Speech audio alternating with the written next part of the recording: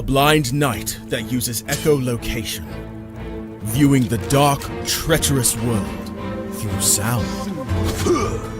Trapped in a dungeon keep, endangered by combatants, where hazards lurk around every corner.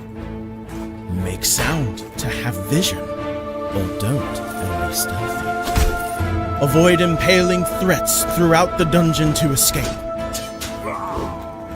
Engage with other prisoners. Rogue Knight I've been hearing about. Could you find the key and unlock my cell?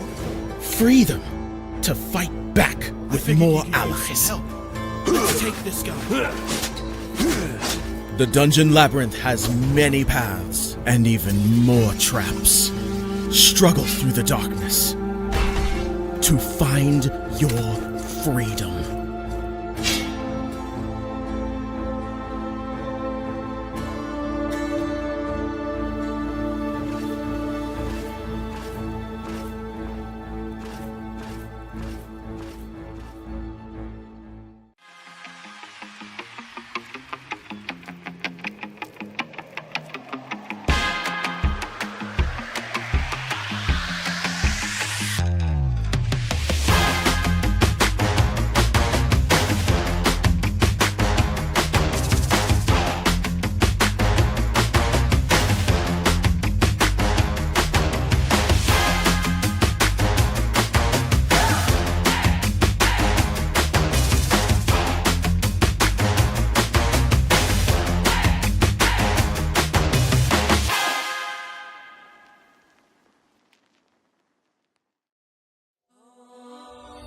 When Alex became a god, he thought he would have no problems at all. Until...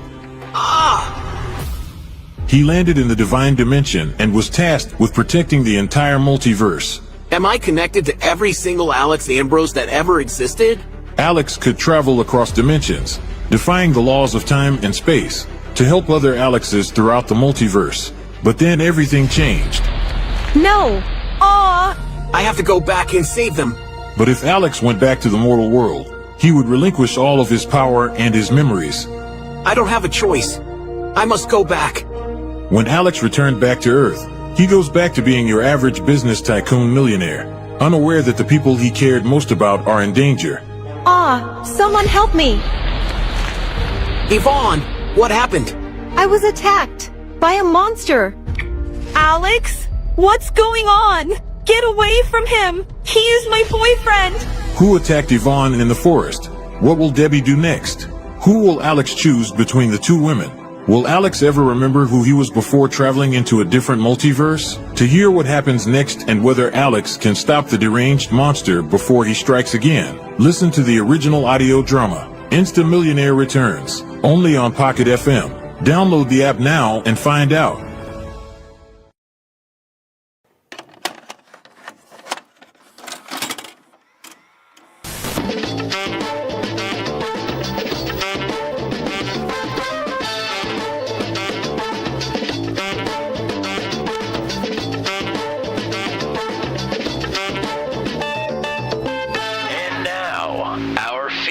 Presentation.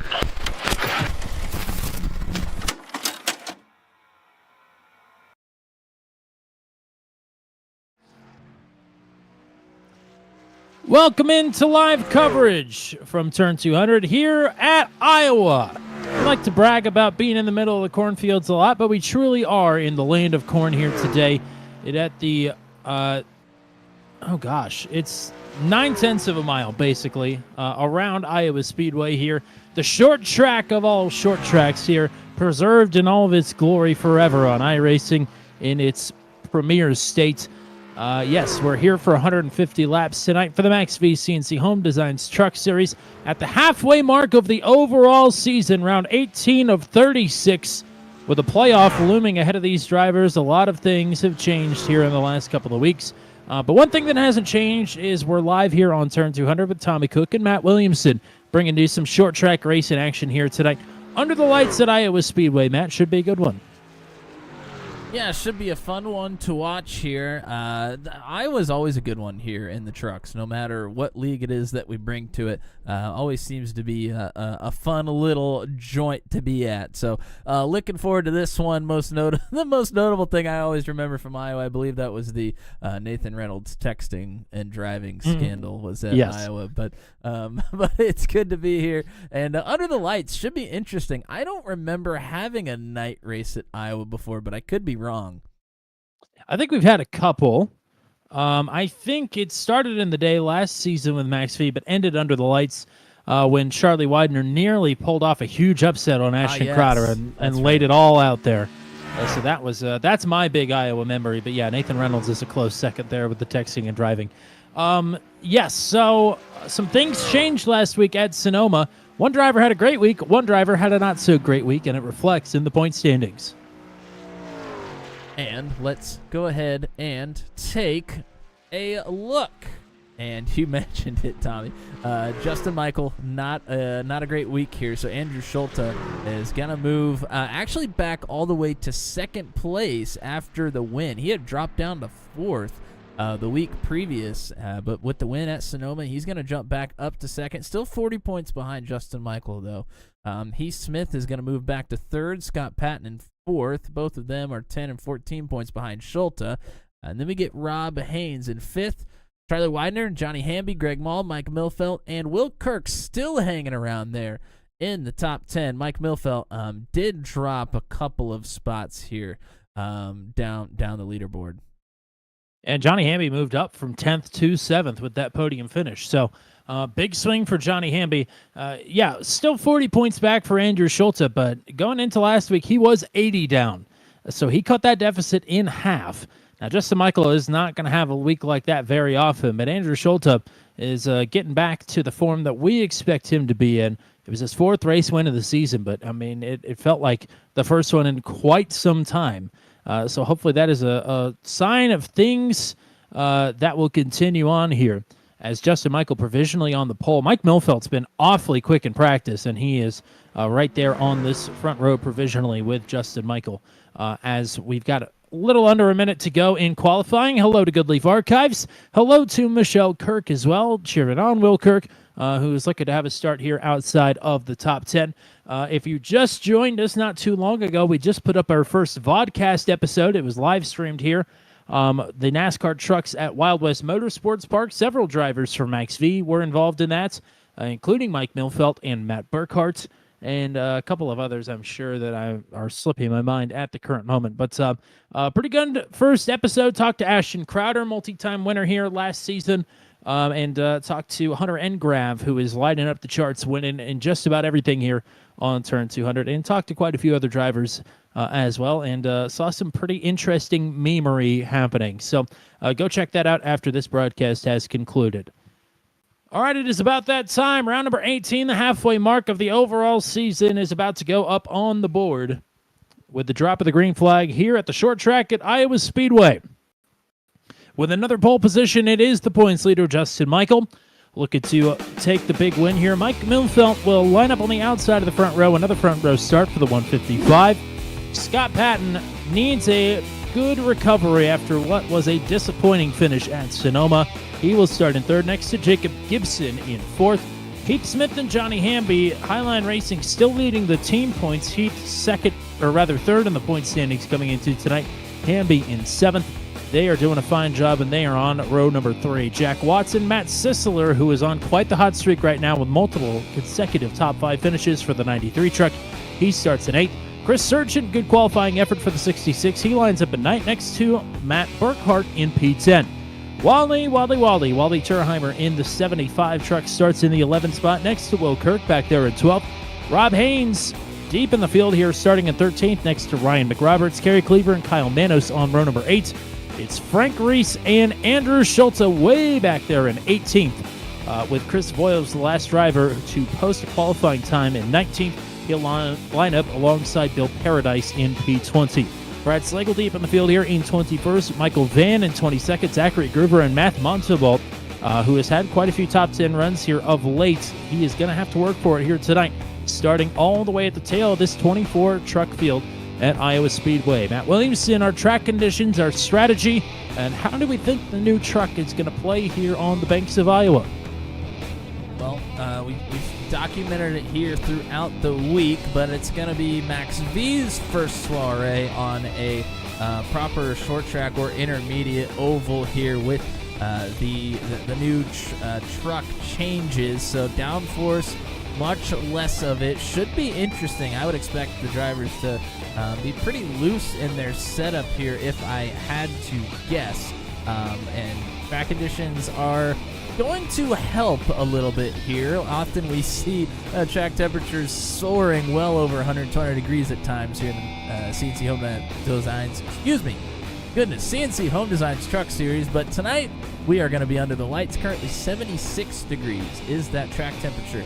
Got 150 laps for you here tonight. As always, no fast repairs, 4 extra sets of tires.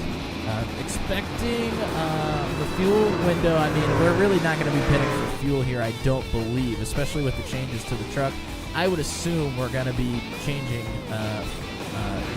going down pit road for tires, but I would guess they're going to be able to make it probably into a couple of stints. However, we will have that stage break at the completion of lap 45, which should pretty much set them up for 100 laps to end the race here. So that's kind of what we're looking at. And yeah, cooler track temperatures here. The sun was out in practice, and still the track temperatures weren't that crazy high in practice, but everybody was slipping and sliding around, maybe even, dare I say, a little bit too much. There were quite a few drivers that looked to be on the ragged edge of control for their entire run. But yes, sun is down. Track is cooled off. It's not going to get much warmer than this, even with rubber getting laid into the racing groove here. So it should be interesting to see how the trucks are going to handle the short tracks here. And a lot of short tracks coming up, not just here with Max V, but also the Venom Truck Series as well. So I'm sure a lot of interested eyes seeing how this new truck package is going to play with short track racing here.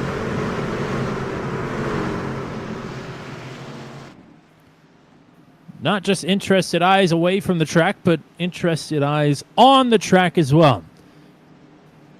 Iowa Speedway will be somebody's field of dreams here tonight. Will it be Justin Michael? Will it be Mike Milfeld? It's time to find out. Green flag is in the air. We're racing at Iowa Speedway.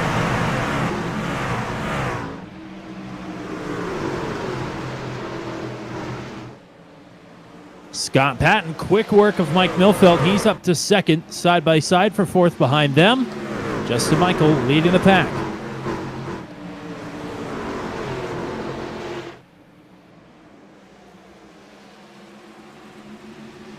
And leads the opener.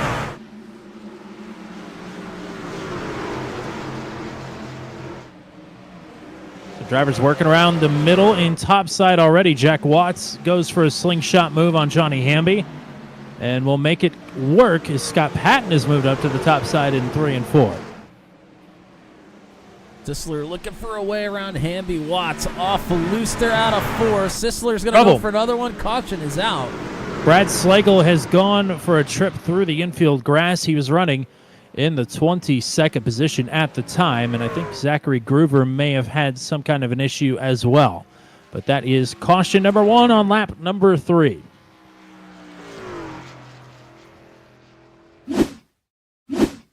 Here's a look back at the replay here. Looks like Groover might get a little bit loose. Yep, definitely does. He's trying to hang on to it. Ends up going down. Doesn't make contact with the inside wall, though, so does a good job of keeping that from hitting the inside wall out of turn number 2. And then, just after that, Slagle. He gets loose out of turn 4 and ended up sliding sideways for a good ways down that front stretch. That is why the caution flew. Yeah, Brad Slagle mentioned in the chats for the track record that he had a new paint scheme here tonight. I don't think that was the way he wanted to show it off. Well, it is awesome looking no matter what way the truck is pointed. It still looks good. You and I are a little partial to that colorway, I guess you would say. Yes. Always looks good with the purple and the green. Yep, that's our team colors originally with the Royal Greenhorn. Shout out to Brad Saxon and Hunter Leach if they're listening. But yeah, good looking truck, and it still looks pretty good. Just pick some grass off the grill, and you should be good to go. Yeah, he should be good to go, and Groover's going to be just fine to go as well. Just got loose, didn't hit the inside wall, did a great job getting it locked down. They're going to be able to continue as normal here. 3-lap dash. What have we learned thus far, even in such a short little stint there? Well, I would say that they're pretty touchy here. I mean, obviously, it's a little bit early on. Track's cool. I think cold tires with the new package is going to be even worse than they already were. So that's something that the drivers are going to have to keep in mind as we go on through the season here. But things are looking good. Trucks are definitely pretty loose, but you can get pretty tight out of the corners here at Iowa, so I don't know if it's necessarily a bad thing. The other thing I forgot about Iowa, really the only thing I can knock it for here on iRacing is they do 1 to 2 too many pace laps. For whatever reason, the programming they have in place, if nobody comes down pit road to shorten the cautions, is not a thing here at Iowa. I remember that from the Daredevil series here. We just did too many laps under caution. And hopefully we don't have too many of them tonight and we don't have to worry about it. And knock on wood, everybody, for me, because that was definitely a jinx if I've ever done one. Well, this isn't kind of your normal short track. I mean, this is going to be your bigger size short track. So I don't know if this is necessarily going to give us a great understanding of what like a Martinsville or a Bristol would kind of be like with this new package. But it gives us a little glimpse at what it would be with some lower speeds.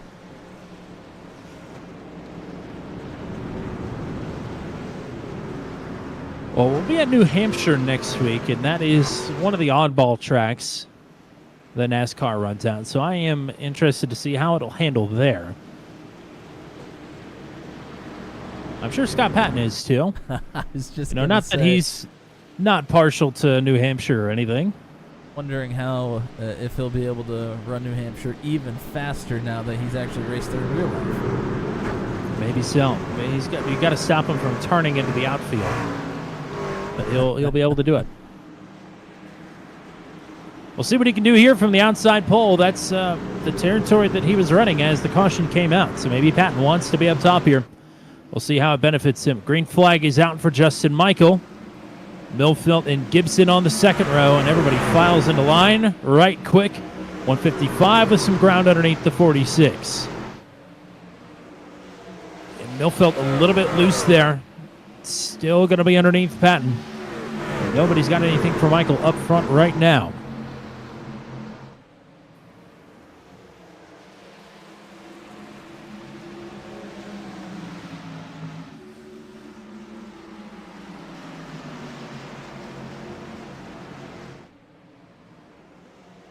Millfield, a touch to the apron there. Still a little squiggly in the middle of the turns. Patton looks a lot more rock steady up top.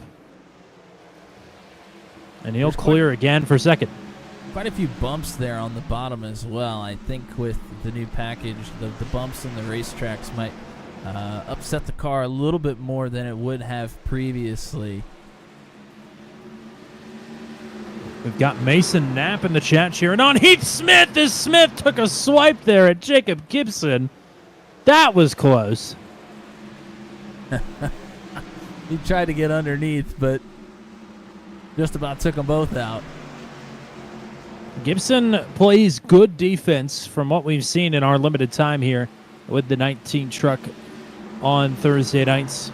Heath Smith plays aggressive offense too, so that's a bit of oil and water here in the battle for fourth.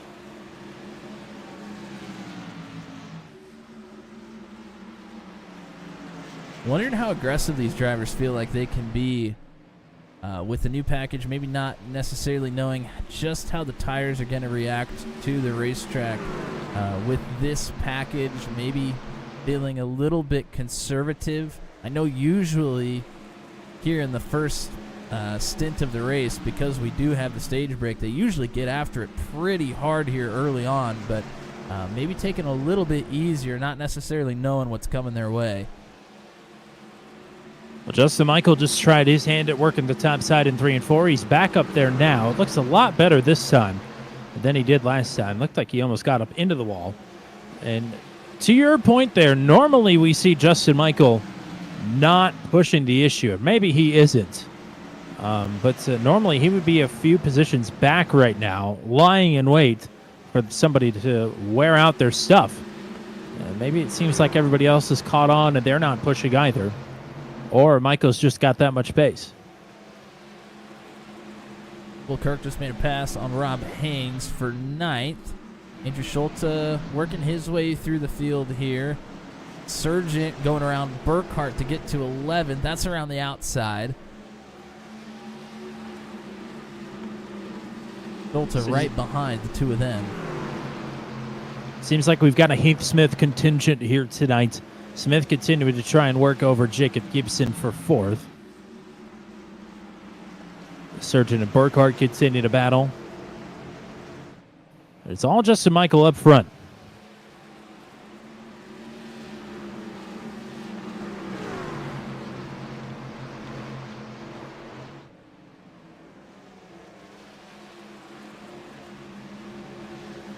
I don't think we have the power to kick Heath Smith out of the league if he doesn't win the race tonight. We were not bestowed with that by James Lehman, unfortunately. But it should light a fire regardless.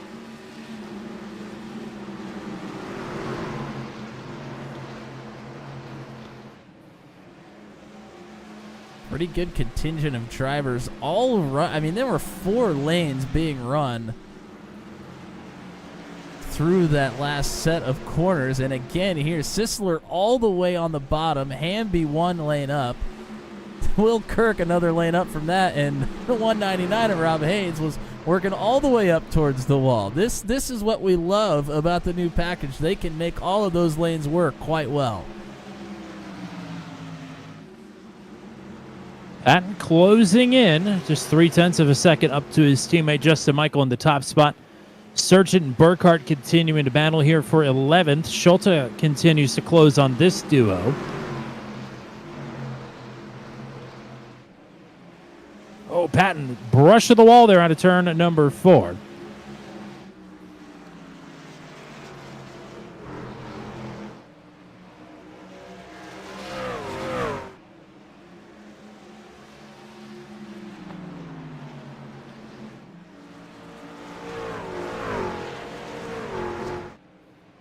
Johnny Hamby, Matt Sisler, Will Kirk, all right here together as Hamby gets super loose there out of turn number 4.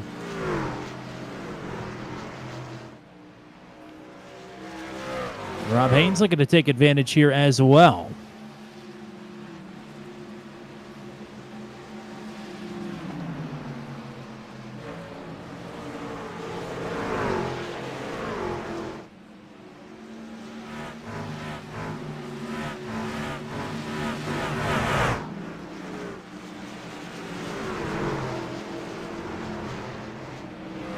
Michaels open that gap back up. 3/4 of a second back to Scott Patton. On Heath Smith. And now underneath Jacob Gibson once again. But nothing going still. They're all working around the track here.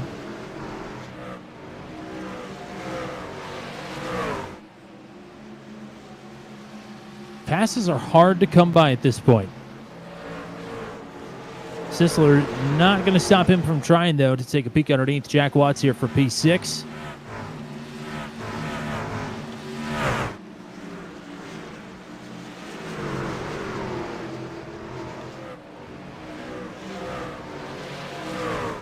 Oh, and Rob Haynes nearly up and into the wall there out of turn number 2. That was awfully close. That was close. That's what we're used to seeing around here at Iowa. As these runs go on, you get really tight trying to run the top side out of turns 2 and 4. Especially turn 2, though. That seems to be the really tricky one. Gibson and Smith now side by side. Smith underneath.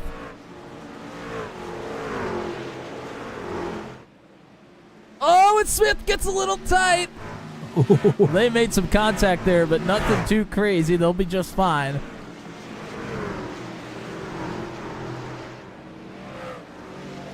Smith finally gets that fourth position. Been working on Jacob Gibson there for a hot minute. But Michael, Patton, Millfelt the top three. Smith and Gibson the top five. Watts, Sisler, Kirk, Hamby, and Haynes. Right now your top 10. Schulte's closing in on Haynes after getting past Burkhart and Surgeons.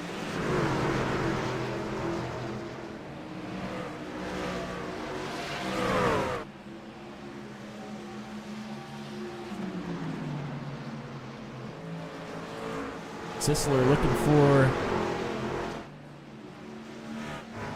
6th place from Jack Watts. Not able to get there, but Sisler's done a really nice job on the bottom here throughout the night. But the seems like the lanes have kind of migrated up a little bit here.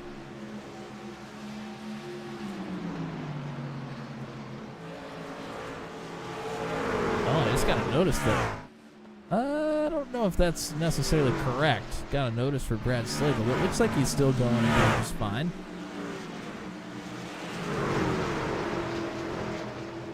He's not too far ahead of the race leader here. We'll say that.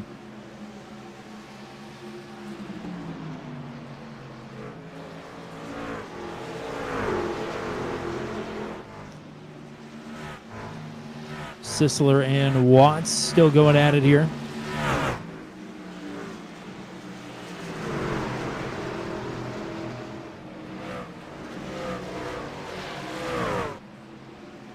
Sisler, big wiggle there out of turn 2.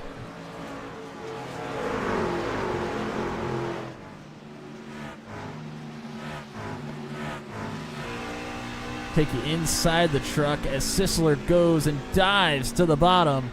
Oh, he put it underneath the yellow line as well. He's going to wash up. That was close. Yeah, that's a dangerous spot to be. You do not want to put those left side tires on the apron, because you will get tight and shoot right back up the racetrack, but able to keep it under control still and even make the pass and slide up in front of Watts. Nicely done.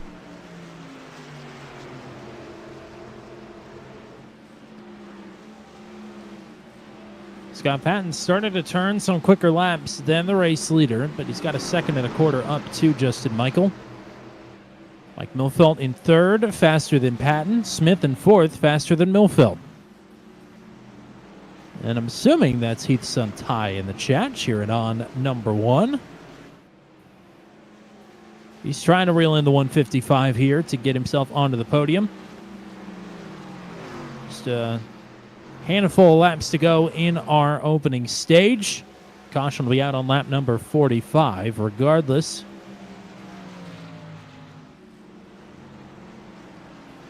Got a couple close battles on the track, including a 3-wide battle right now for 12th, or rather for 13th. McRoberts, Sargent, and Wally Turheimer getting in on the action here as well. And Sargent going to lose 2 spots. And Wally, I think, kind of took the beginning of this run pretty easy. Now trying to work his way back up through the field. Trying to save some tire here early on, and now trying to make good work of them here in the last 10 laps before the stage break. Johnny Hamby just pulled off a slider on Will Kirk to take the 8th spot away. Not too far behind them. Here comes Andrew Schulte marching through the field. Schulte needing some stage points after a lackluster qualifying effort here at Iowa. But he has marched his way up into the top 10 officially after he completes a pass here on Rob Haynes. And he'll do just that. Huge swing to the bottom. Haynes going to have a slider. Run, though. Wow, Haynes really had to jerk it down to the bottom there. And Schulte sails it off. It's pretty bumpy up there. Somehow Haynes is the one that gets loose out of it. Haynes got in a little too hot. But so did Schulte, to be fair. But Schulte gets the spot nonetheless. Milfelt catching Patton. Smith is catching Milfelt. So second, third, and fourth getting close together here. And they're all keeping Justin Michael to about the same interval. But it cannot make up any ground. Oh, Milfelt super duper loose there on to turn number 4.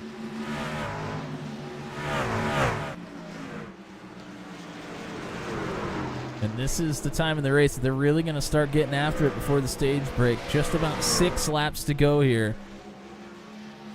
Battling for 7th, Johnny Hamby continues his march forward. He's on the outside of Jack Watts here, or rather the inside of Jack Watts. And he'll get the pass done.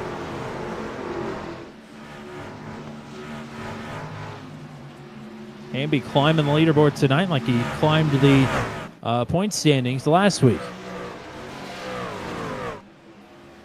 E. Smith working this outside, still gaining ground, and now dives to the bottom of Milfelt. Milfelt goes up top.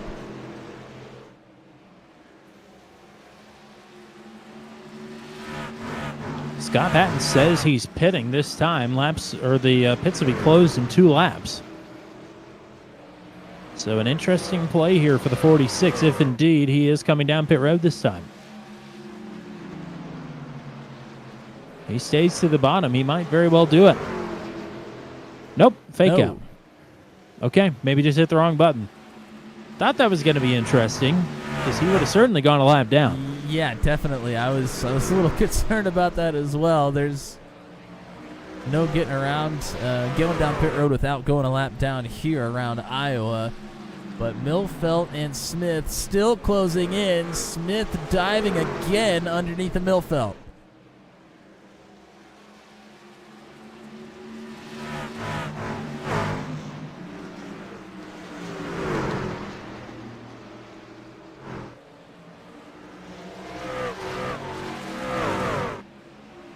Like Patton got up into the wall there.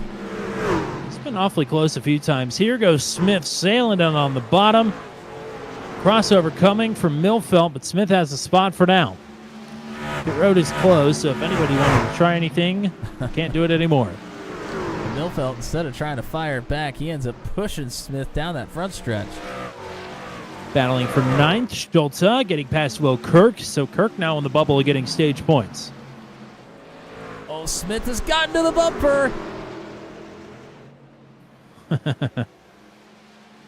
White flag for the stage here. I'll enter an extra point worth to you.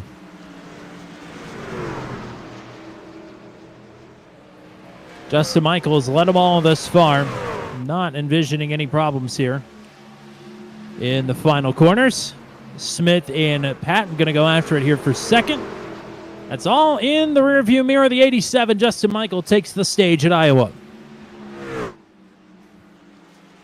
Patton, Smith, Milfelt, Gibson, your top 5. Sisler, Hamby, Watts, Schulte, and Kirk, the top 10. So Kirk will take the final stage point here. And the pits should be open this time on our 2nd caution of the evening.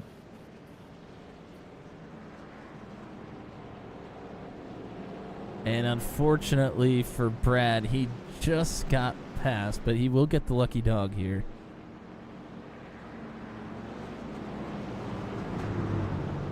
That is good news for him, and even better news since he is the only driver 1 lap down.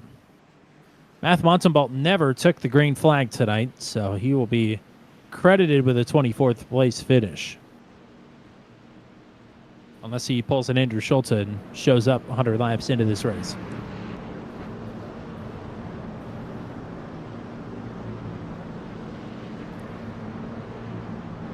Patton right on the bumper of his teammate.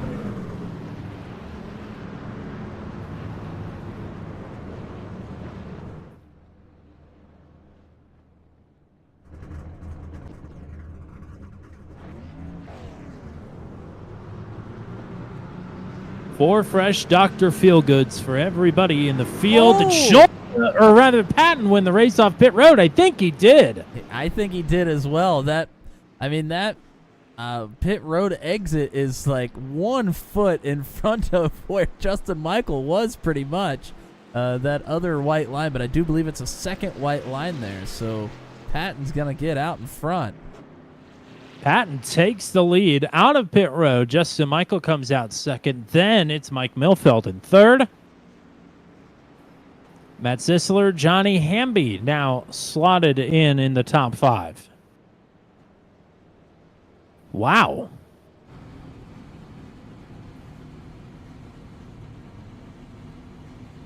Now we'll see what Patton can do. Of course, going to be a little bit different, although the number of laps that these drivers are going to run is pretty much going to be the same. They might have to run a few laps extra,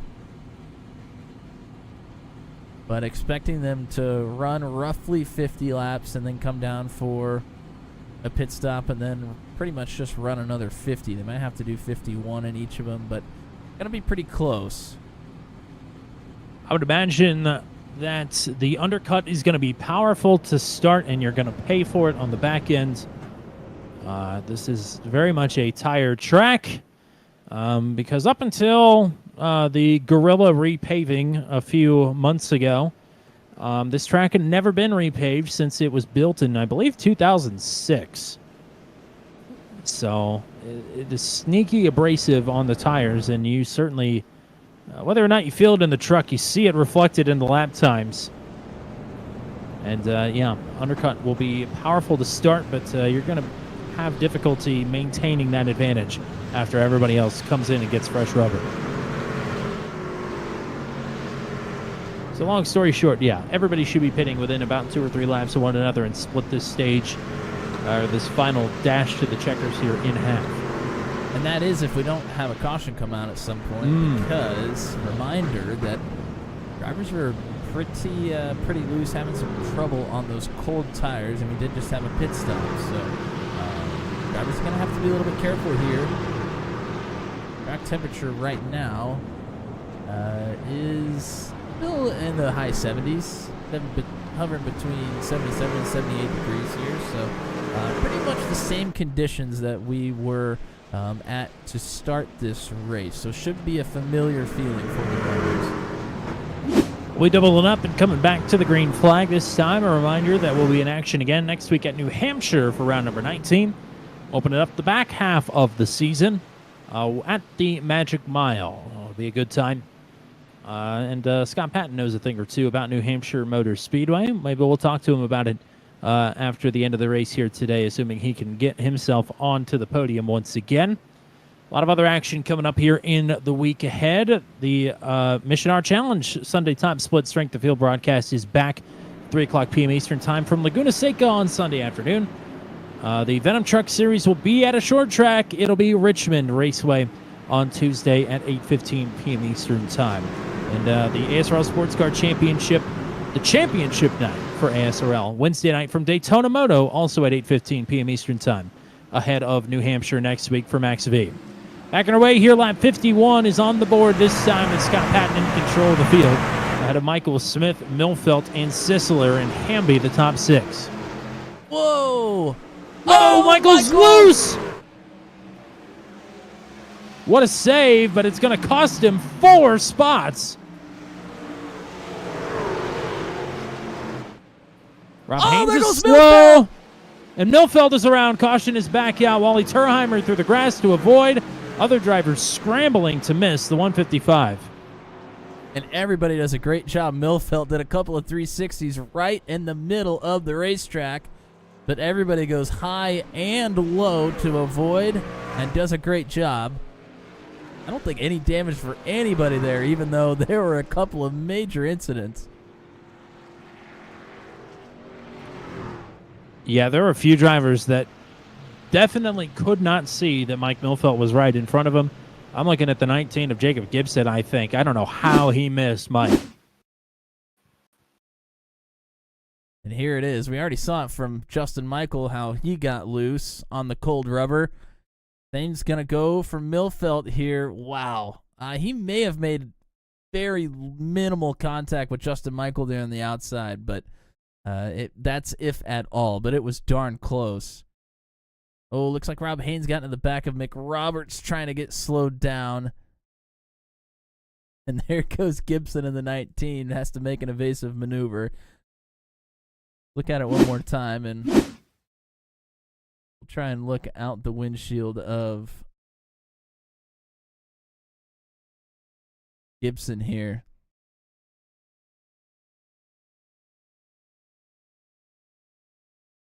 He sees one going low down on the grass, but you're right. He couldn't see because he was behind Chris Voiles. Had to put himself down on the grass as well, but does a nice job. It was like there was oil out on the track. There were so many people that were out of shape there. Sargent was loose. Terheimer was in the grass. Rob Haynes had just made a big save in turn number 3, it looked like, as well. He was well off the pace and getting passed on either side. Well, let's look at the start of that run as well, with Justin Michael getting extremely loose. Michael tried to be pretty aggressive here. Either that or Patton was being pretty conservative because he knew that these cold tires were going to be rough here the first few laps. And Michael comes up on him pretty quick, but is loose all at the same time. Tries to get a crowd, and he ultimately does, but just loses a ton of speed.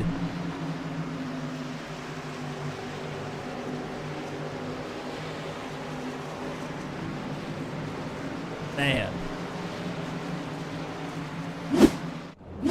Treacherous here on the cooled down rubber. Like a skating rink out there.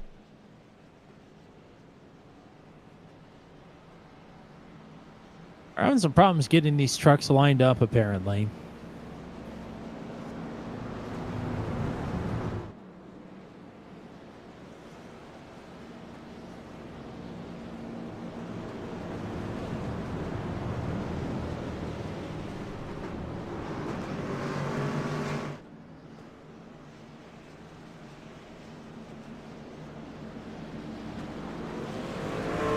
Now they will get lined up here. With Patton in control, he'll elect the bottom.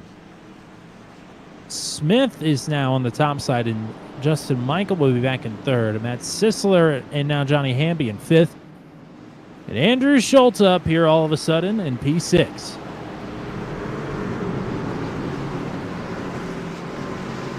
We've shortened the run to the checkers here potentially. Pit strategy will come into play before too much longer, but the green flag is back out. Boy, not a good start there for Smith on the outside. And that will allow Justin Michael to get right back up to P2. That is, I'm sure, not what Scott Patton wanted to see. Oh, Michael! Whoa! Wow! I don't know how he kept it out of the wall there. I think he did get up into the wall just a touch. I think the right rear did a little bit. But well, it looked like he was going to pancake it. Took a much different approach into that restart. He hooked to the bottom rather than trying to go for more of a diamond as he did the first time. Yeah. Oh, Will Kirk is in the wall. That's Will Kirk.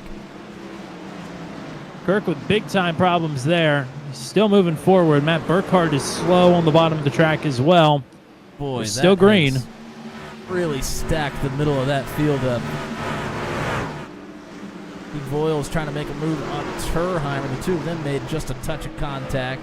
Haynes and Gibson side by side. And Milfeld spin caution. His way back through. Kyle Manos and Will Kirk have crashed in turn number 3. I think Kirk has some damage that is altering the ability for that truck to turn as well as it was before. So things going from bad to worse for the 9 of Will Kirk, multi-time podium finisher here this season. Been a rough couple of weeks since that runner-up finish at Charlotte for the 9 truck.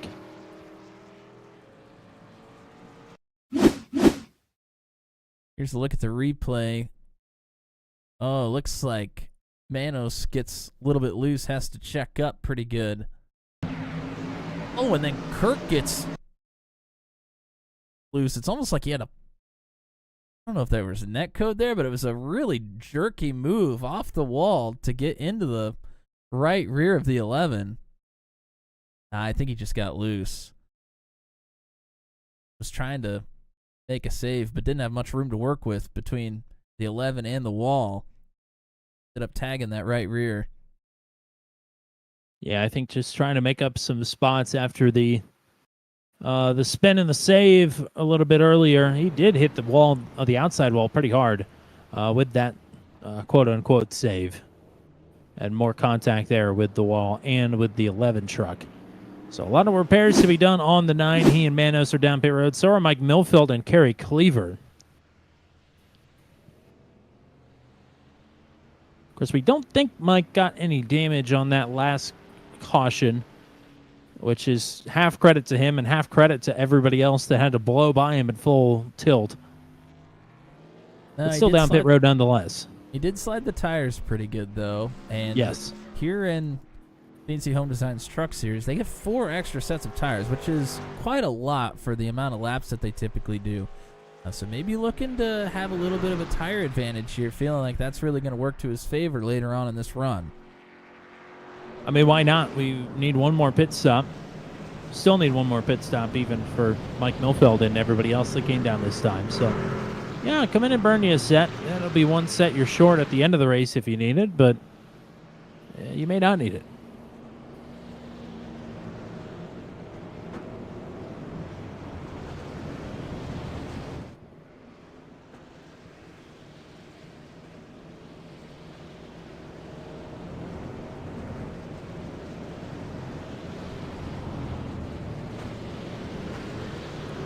Justin Michael kind of gets caught a break there. Boy, those first few laps there after the restart, he did the same catfishing move there in 1 and 2, and it about got him junked twice in a row. He all but wrecked out or broke the right side suspension on that truck his first 2 trips there through 1 and 2. It was sketchy to say the least. Certainly. And, you know, the first restart after the stage break, he ran more of a second lane up and still had a similar result.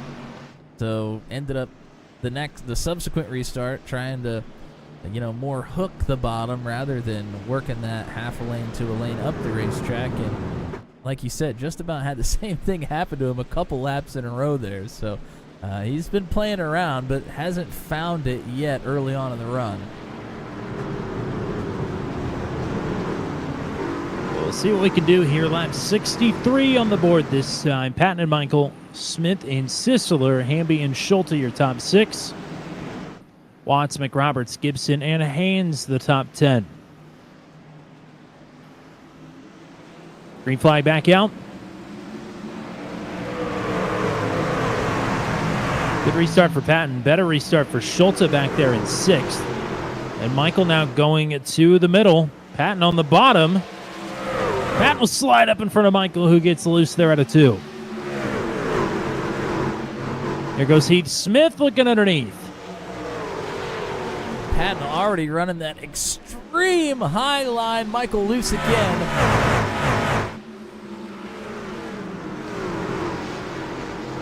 And behind them, they're nearly 3 wide through turn 1. That's Schulte, Sisler, and Johnny Hamby. Schulte doing his best to fend off the 93 and the 70 after a hot start on this restart. And it may work out for him. Patton leading, but Michael is mirroring him all the way around the racetrack here. Patton is loose. Michael had a good run. He's going to take it. May not be enough to pull ahead, but Patton knows he's there. Michael continues to slide around here. Chris Voiles. It's Voiles around. But he's down on the pit road. Caution should not fly. Yeah, we are still green here. And he will tow back to the pits. Unfortunate for the 28. Michael in the lead, or rather Patton in the lead. Michael challenging underneath. Good defense thus far for the 46. Both of these trucks have looked loose at different points of the run since the restart. They've been flip-flopping lines this entire time as well. Michael had a couple of laps in a row that he was able to stick to the bottom side of Scott, but wasn't able to complete the pass. Now he's running the Larson line, sticking it way up on the wall. He halves the gap. Much better there on entry. Nearly takes the 46's tailgate with him into turn 1.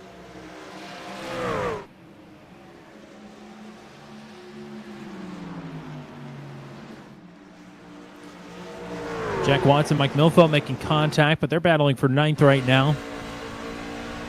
Things are settled for the moment inside the top 10, but not settled for the lead. Michael plunges underneath into 1. Patton using that momentum, getting the big runs off the corners. But as the run goes on, that's a dangerous place to be, trying to really hammer down through the middle of the corner, because you can get up into the wall very easily, but still able to fend off the 87 of Michael. Fantastic work. Patton abusing the front tires, Michael abusing the right rear tire. It's a winning game for one of the two of them, but it's yet to be determined who that is. Right now, it's Patton. A little bit further back, Milfeld on that fresh set of tires. He has worked through the field quickly here. He is already up to 8th place and looking for 7th. Haynes got super loose. Nearly took Milfeld with him there.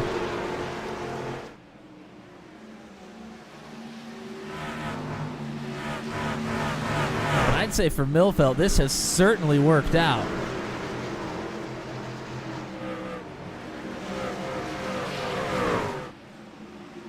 Michael closes again to just a truck length.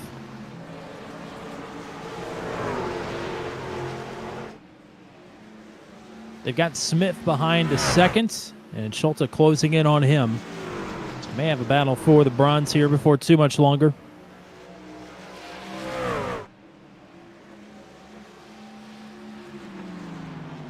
Things pretty tight from about 5th on back, as Milfeld and Gibson are side by side.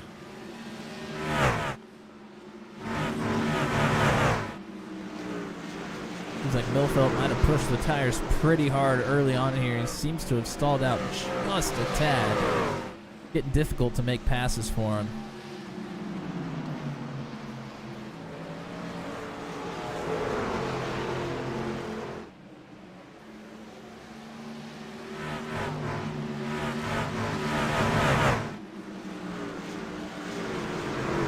Seems like that might be the case for everybody here, though, as the tires have started to fade, getting difficult to be able to complete maneuvers, but Milfeld is going to try underneath again.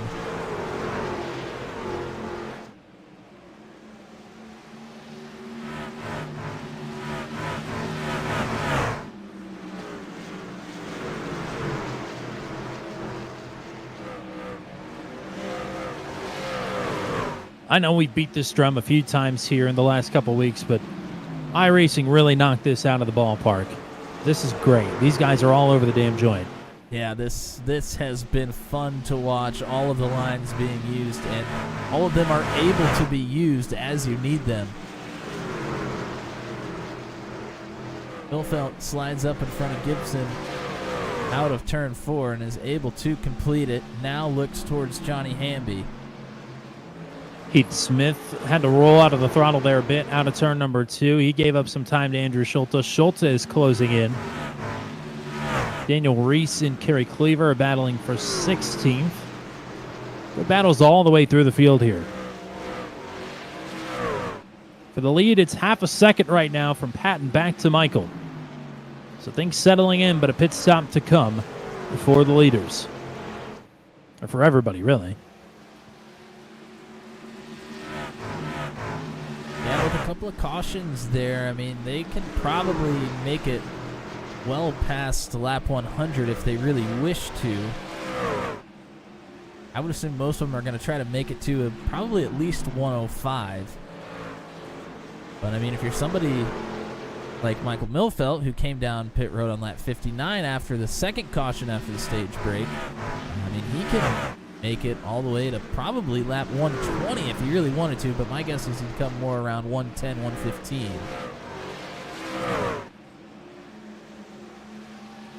Just heard some crunching of the wall. It might have been Ryan McRoberts battling for 12th with Matt Burkhardt underneath and Brad Slagle going for it behind them as well. Schulte continuing to close in here on Heath Smith, who's trying to hang on to third. Quick look back up to the leaders. You can see how much Patton has stretched the lead out here over Justin Michael by quite a few truck lengths. But Patton was able to weather the storm as Michael nearly got up into the wall there out of 4. And Patton now reaping the benefits.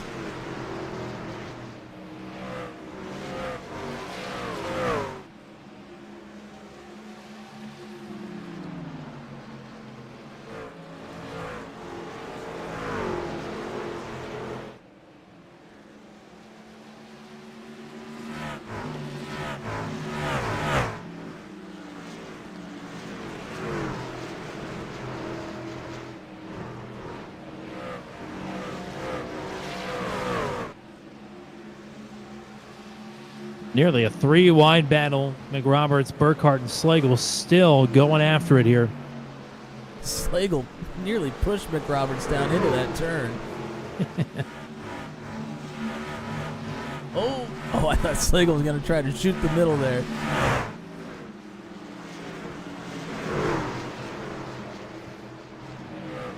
Slagle loving that top side right now, but he gets good runs, but just doesn't really have anywhere to go with them with those two side by side up front. But Burkhardt now able to clear. Wally Turnheimer bridging the gap up to the top 10 just in front of this battle. Wally in 11th. As Slagle and Roberts will continue to battle here for 13th. Hamby hanging with Sisler here to get into the top 5. Schulte's got a bit loose the last couple of times. He's tried to make a move on Heath Smith. So Smith holding on to third for now.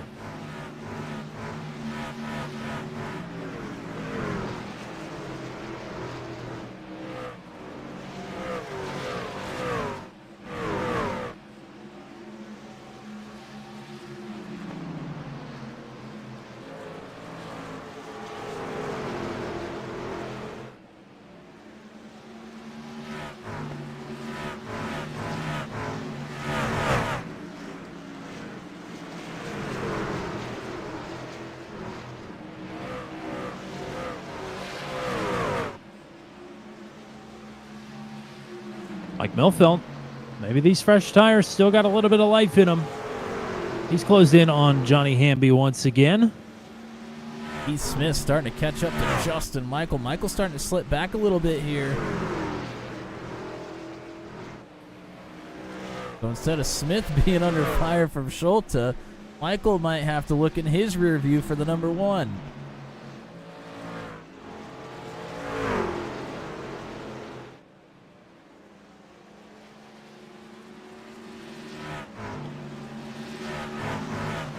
Milfelt able to pull the slider there on Hamby.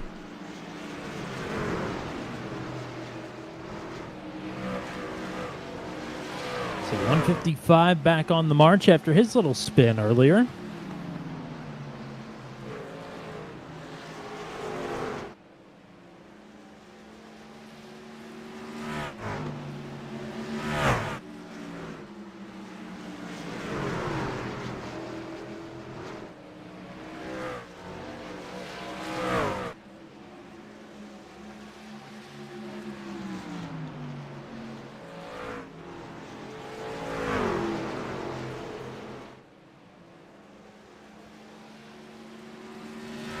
And that gap has ballooned up to nearly 2 seconds. So Scott Patton has pulled away here from Justin Michael, who is about to have his hands full with Smith and Schulte. And he's already got the hands full with that truck, it looks like. Yeah, I would say that Michael's probably going to be one of the drivers that wants to try and initiate that undercut the way he's looking right now. Starting to struggle a little bit, but feel like he has to make it I mean, I would think he would want to try and make it to at least lap 100 here. Burkhart and Turheimer side by side for 11th. Wally trying to put up the good fight here on defense. Jack Watts is sizing up a look on Rob Haynes as well for 9th. As Smith was having to go there for Justin Michael's 2nd position.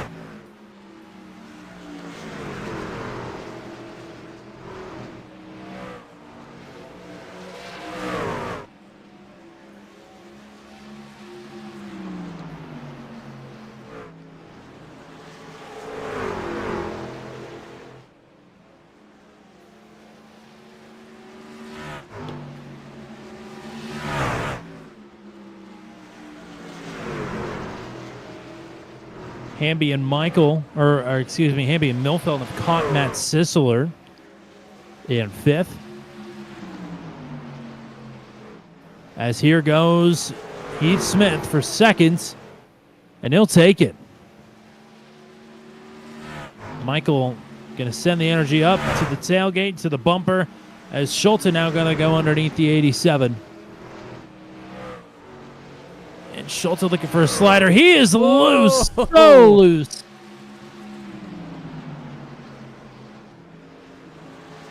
Still hasn't really completed that pass yet, but we'll do it here out of turn number 4 is if he can hang on to the truck.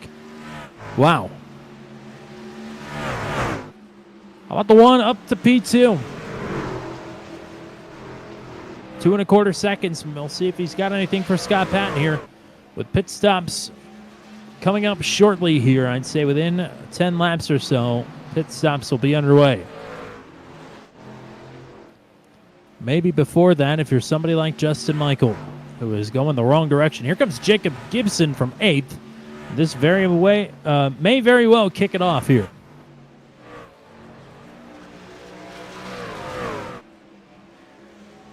Gibson a little bit farther back here in the top 10. I'm sure he's going for a big swing. I don't know if it'll affect any of your leaders. None of them are going to come down pit road. I was going to say, who is hitting the panic button here of the drivers that were running around Gibson in P8, and nobody answers the call yet.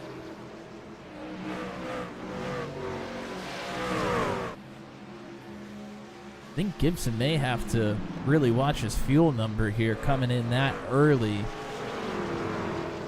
Oh, here comes Mike Milfeld. Wow. Wow. Interesting.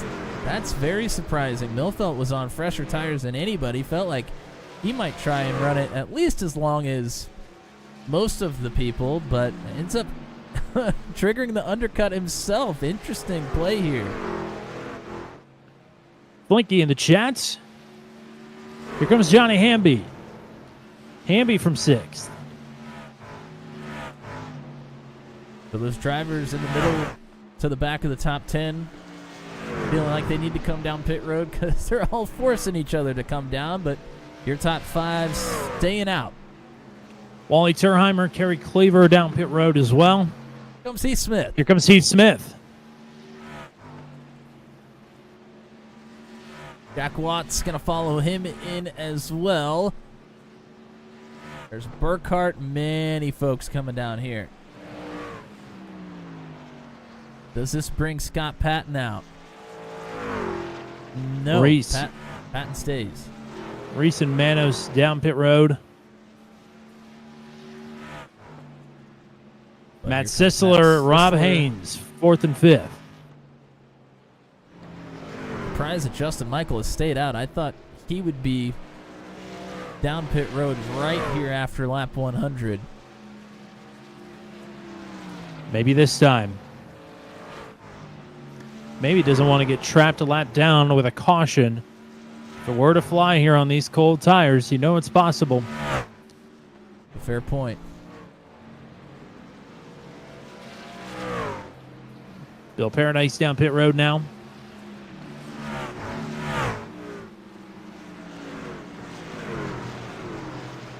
Patton, Schulte, Michael, your top 3.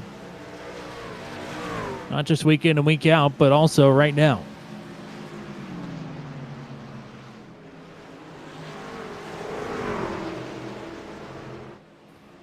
It's lap 104.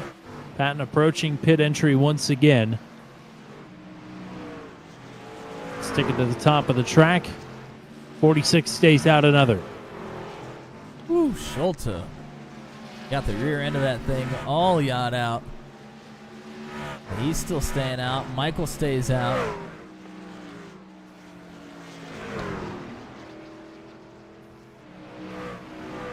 Everybody else that was in the top 10 has been down pit road except for those three.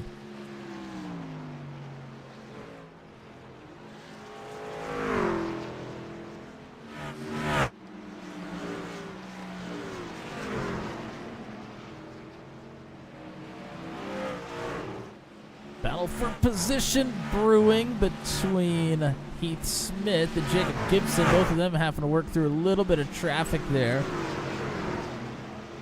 Here comes Scott Patton. Whoa! Oh, wow. Wow. Schulte to follow. Michael stays out. That was almost disaster for Pat. He easily could have looped that thing all the way around, but was able to hang on to it. Yeah. Did it actually speed up his entrance, or did it slow him down at all? We're going to find out.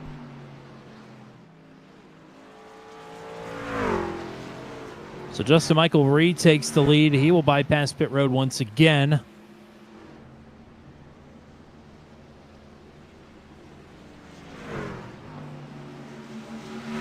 Where will Heath Smith cycle out here?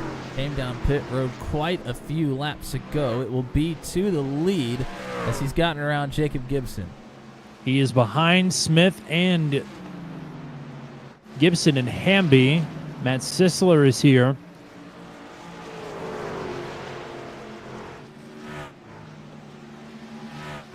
Slagle and McRoberts down pit road. Gotta be careful getting intermingled with drivers that have their tires warmed up already. Don't want to overstep your boundaries here.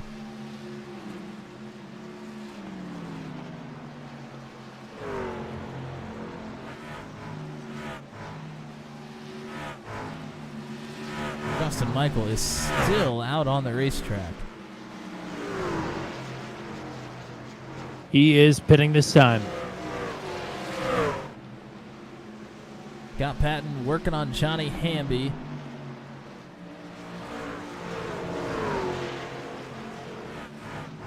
Pressure tires by about 3 or 4 laps. Slides up in front. He will take that position.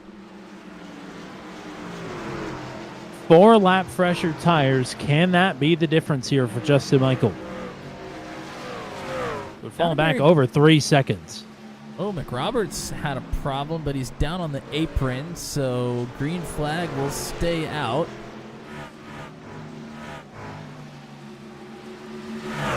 And Gibson was that first driver that really came down pit road early, and he's already paying for it. Patton gets through on him quite quickly. Patton's got 2 seconds here to catch Heath Smith, who should cycle out to the lead.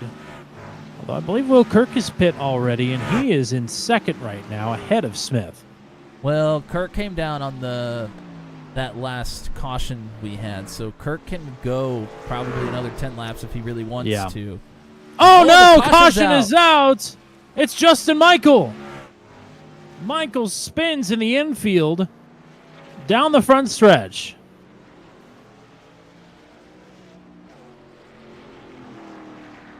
And not only that, Michael is trapped a lap down, so he gets no benefit from that. Wow. Top 12 drivers are on the lead lap.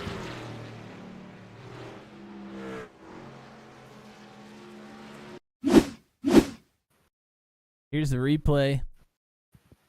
Into 3 and quite a few lanes up, working more the top side here. And yeah, just gets loose. Locks it down. But he's sliding across the front stretch sideways. We already saw that bring a caution out once. And I'm sure he would have preferred for that to stay green. But automatic cautions for iRacing here, and it was thrown.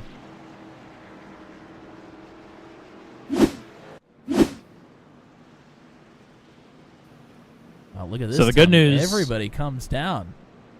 Yes.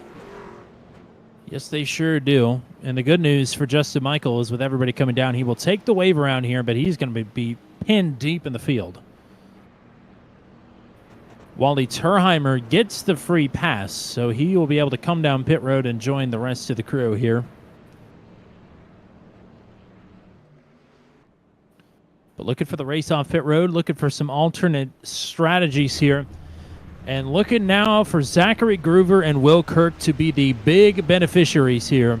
As Andrew Schulte is off, Heath Smith is off, and then it's Scott Patton out third.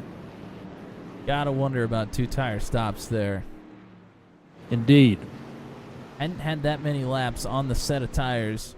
That's about as optimal a time as any to just take the rights. Your lefts only have maybe 8 laps, maybe 10 laps on them at the most, probably. And just let them ride.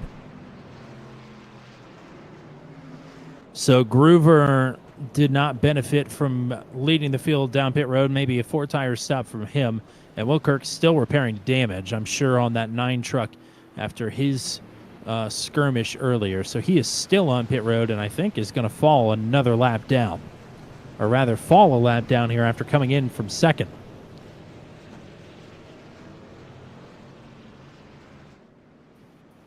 So that was some unfortunate mistiming for the 9 truck after things all of a sudden started looking up his way. Now he'll be one of the only trucks a lap down.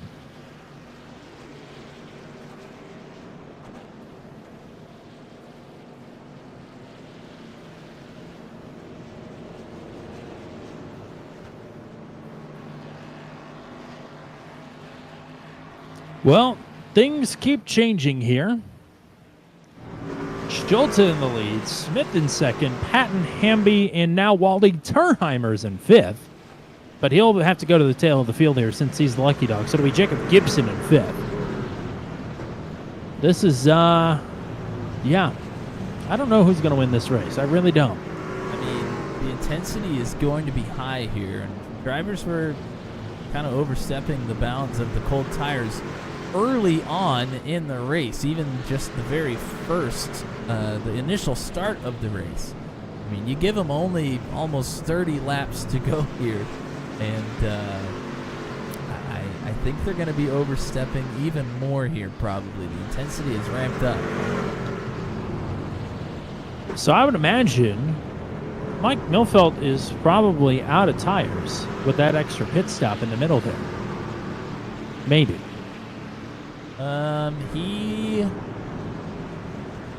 Yes, probably should be out of tires.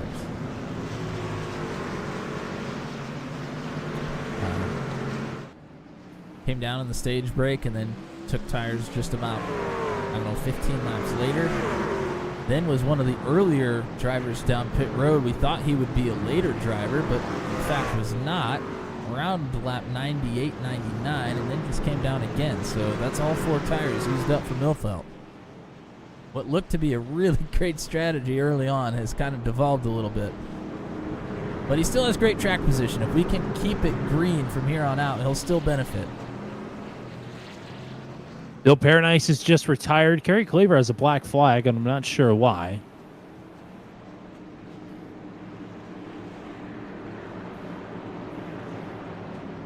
But regardless, we've got 19 trucks on the lead lap now, 21, or rather 20 still out on the track. And it's now Andrew Schulte and Heath Smith leading the field to green for the first time here tonight. Patton back on row 2 next to Johnny Hamby. Green flag. Oh, another poor start there on the outside for Heath Smith. He stacks up that outside line. Patton is through to P2.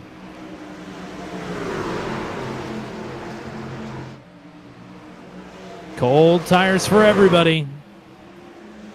Everybody looking a little free. Hamby and Gibson nearly came together there.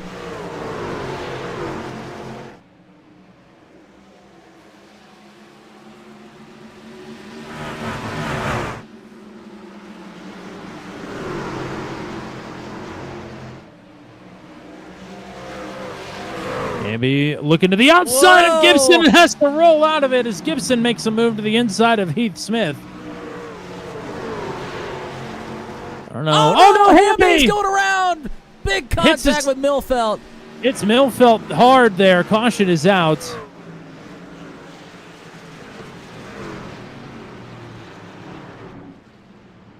So not only is Millfelt going to be at a tire disadvantage potentially if more take tires at some point, but now also has damage.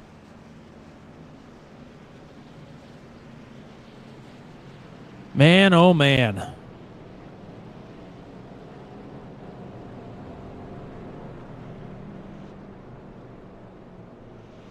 Well, I want to go all the way back and look at it when Hamby and Gibson just about came together.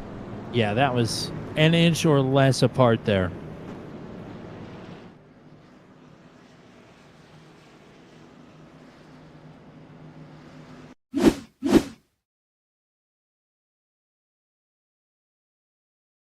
Go ahead and back this one up.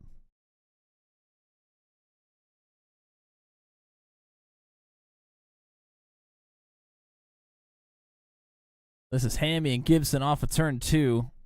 Gibson inching out in front. Has Smith in front of him. I think he's trying to clear Hamby, but he really wasn't clear. Hamby is pretty gracious there and slowing down and making that a non-incident, but it could have been bad for all three of those drivers. Then Hamby's up on the high side of the racetrack and gets loose and just can never get it to come back. And there's the big contact with Millfelt.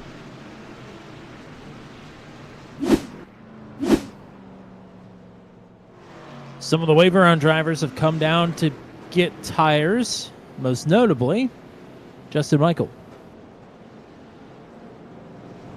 And Will Kirk will get the lucky dog and get back on the lead lap. So that will give everybody that is running a chance at a lead lap finish here. And after going a lap down there, if Millfelt can manage a top 10 here, he is going to be ecstatic after the situation he was in. Such an up and down night for the 155, who started on the outside pole, had the spin, came in to get damage fixed, took an extra set of tires, rocketed back up through the field. Another incident here. He's going to stay out. He was asking Rob Haynes how the damage looked over the radio. Rob says it looks fine. Do you back that up? Because Mike Millfelt wasn't so sure. You know, to be honest, aesthetically, it does actually look fine, which is kind of crazy. I'm not sure. You know, sometimes aesthetically on the sim, the truck does look fine, but there really is some sort of damage. In reality, it's kind of hard to tell. Again, with the new package, not really sure how this truck takes hits and manages the damage when they hit another truck. Now, so I mean, from the naked eye, he's not wrong. It does look fine, but I would imagine there's got to be some sort of a performance dip here. I mean, there's a little crinkle on that left side, but other than that, really not anything.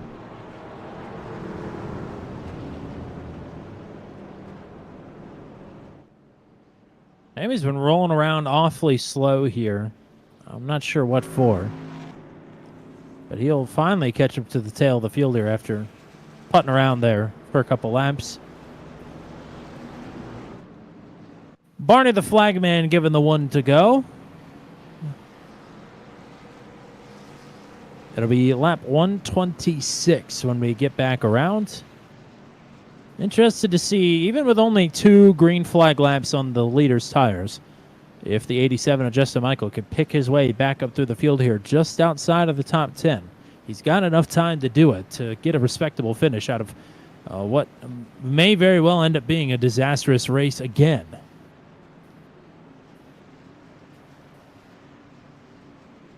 Whoa, Jacob Gibson just shifted to neutral there and got hit by Rob Haynes. So Gibson in 4th, Haynes in 6th. Heath Smith starting on the inside of row number 2, but it's Schulte and Patton, teammates on the front row, going at it once again. Green flag. Outside line is not getting great restarts here tonight. It's not just Heath Smith. But Patton able to maintain second as they're side by side behind them all the way through the field.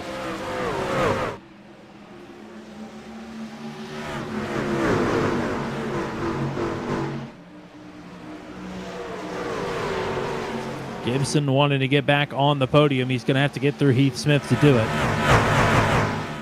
And right now, he's got it. Oh, no, trouble. Brad Slagle. Slagle is around again in the front stretch. And once again, we're under caution.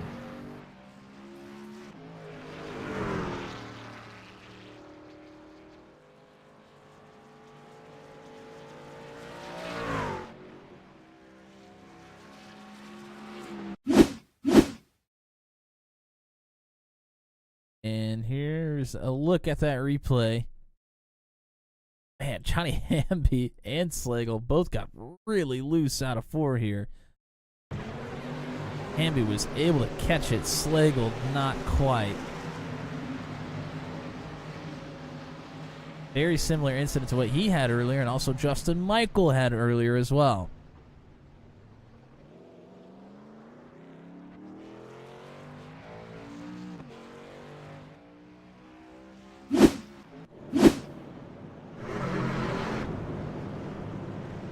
So, that is going to end up being our 7th caution of the night. And laps are starting to tick away. Should be 20 laps to go here when we go green. Yeah, they're starting to add up all of a sudden. I can tell you a bunch of people that want this to go green are everybody behind the 81. Patton especially. Patton got gifted one early on pit road to take the lead from Justin Michael, but just as he was gifted one, pit road giveth and pit road taketh away. Schulte beat him out last time through, as what is happening with Wally Terheimer? He has come to a stop on the backstretch.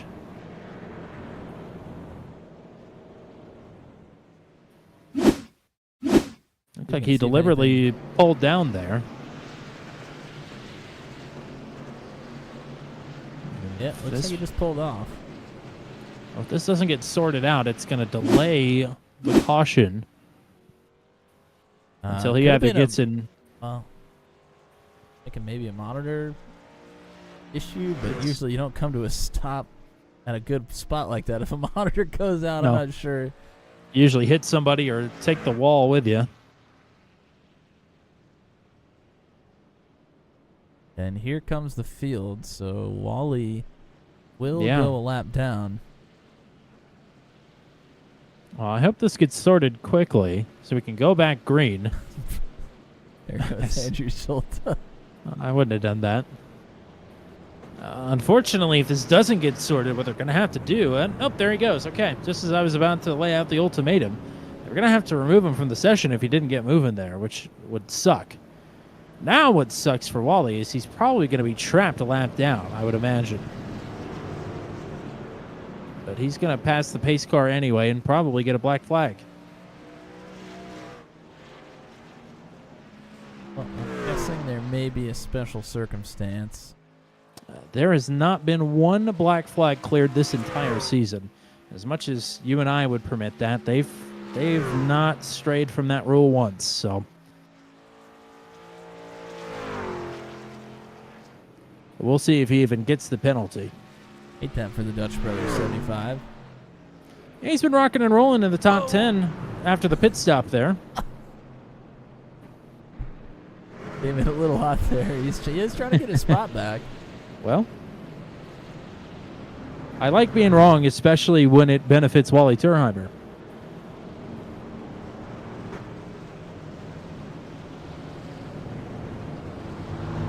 That'll be interesting if he doesn't get a black flag from that.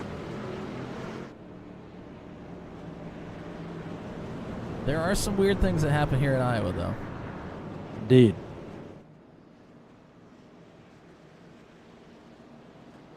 Yeah, the children in the corner loose.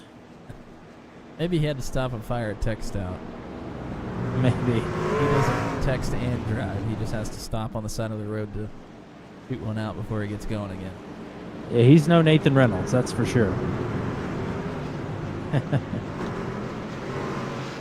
Well, maybe we can get some racing in here after our 7th caution of the night. Schulte and Patton on the front row. Gibson and Smith have been battling quite a bit here tonight, and it's only going to intensify from here as they're on for a podium.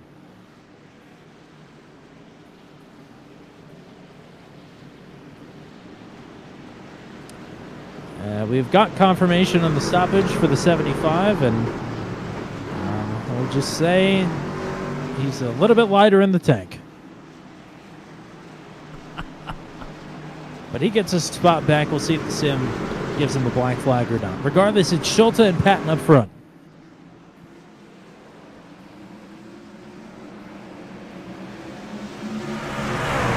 Bit of a better start on the outside there for Patton. Able to get in behind. Gibson underneath the Heath Smith for third. They almost had big problems there as Rob Haynes is looking underneath Gibson. Now here comes Patton for the lead, maybe. Schulte with the momentum off the top side. Hangs on for now.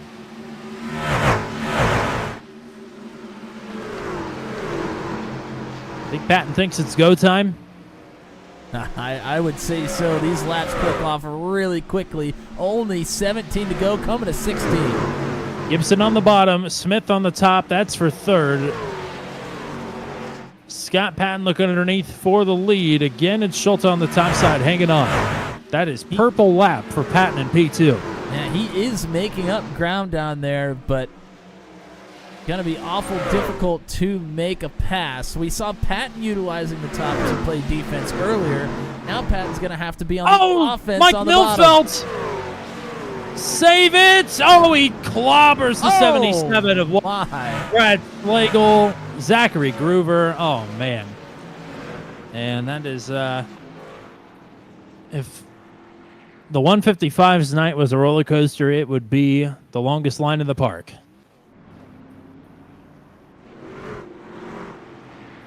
That was a hard hit. A hard hit for Jack Watts, too. And they were kind of ball busting each other over the radio earlier. I'm sure they're actually going to be upset now.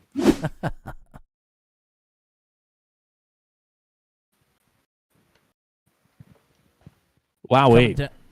Coming down into turn 3, Milfelt gonna get in way too quickly here. Gets into the back of Rob Haynes. Haynes is lucky he didn't go around.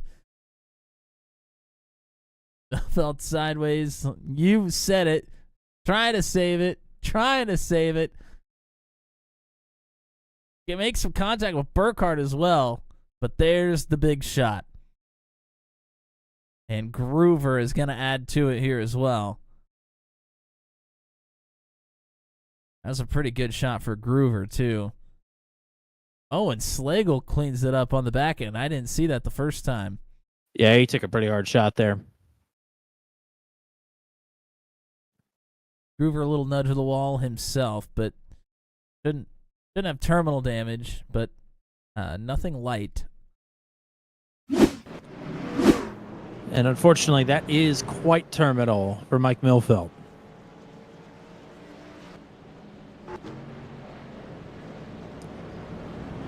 Jack Watts being posted by Race Control for leaking blinker fluid. And Johnny Hamby has got a loose guitar string out of the back of the Gibson number 70. And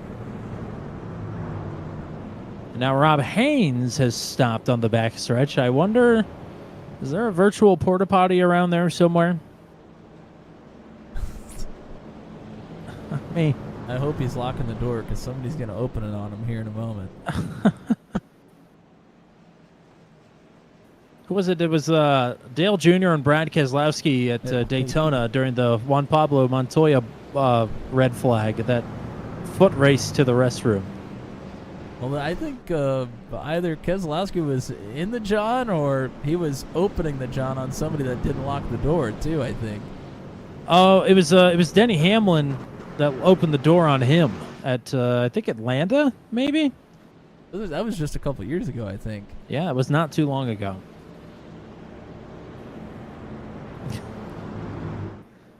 Two porta potty stories revolving around one man, Brad Keselowski, the legend. I knew there was a reason you were a fan of his.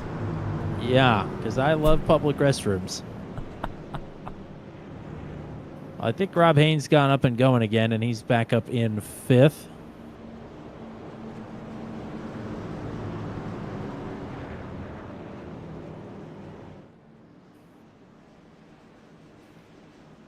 And Kerry Cleaver has stopped. This is an epidemic. What were we feeding these drivers before the race? I think I need to find out all the drivers' ages so we can figure out Well, how long each of them can go without having to go take a leak. Rob, I'm not sure. Kerry and Wally, they're wise. We'll just put it that way, I'd say. It's all in good fun, by the way. Absolutely. I'm sure it'll be a lot more fun now that they've accomplished their task. I've never seen that once. Most people pull into, I remember, I think Cody Griffin went a lap down at Martinsville in the Max V race last season that he ended up winning because he was going to the bathroom.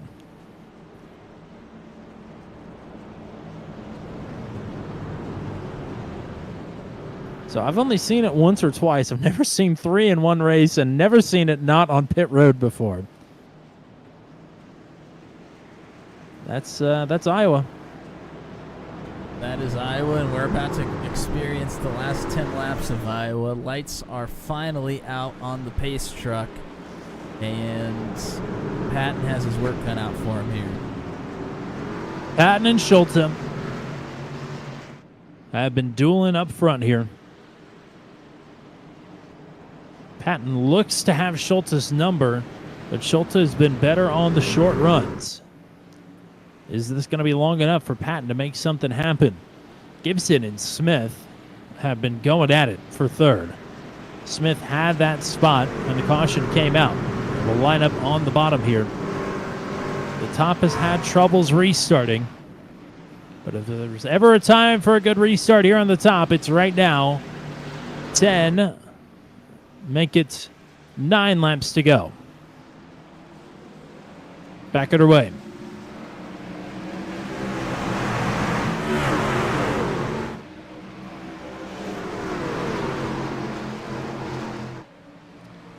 Smith a bit loose there. Gibson going to rock it around the top side as there goes Rob Haynes. Haynes is stopped, parked sideways. We are still under green.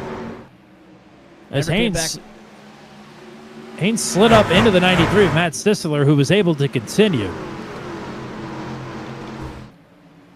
Smith still trying to get underneath the 19 of Gibson here for 3rd. 2 of them awful close.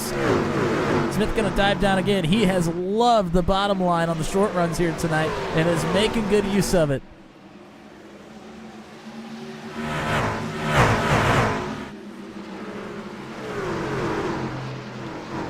Will Kirk is around. Wally Turheimer as well. Caution. And that is going to be the end for Kirk. He toes to the pits.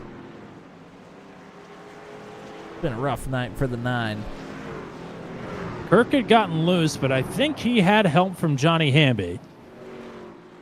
And he got absolutely clobbered.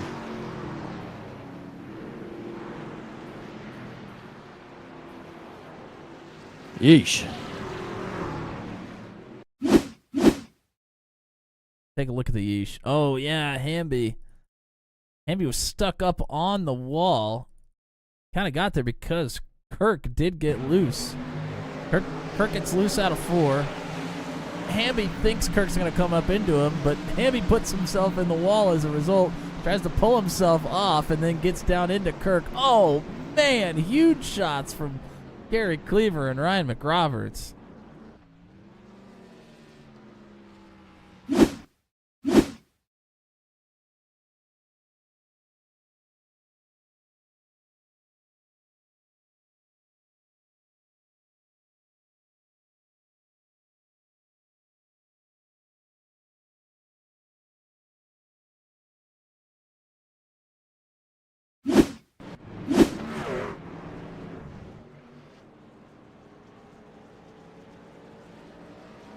Yeah, Well- pretty hard shots there. Oh, yeah.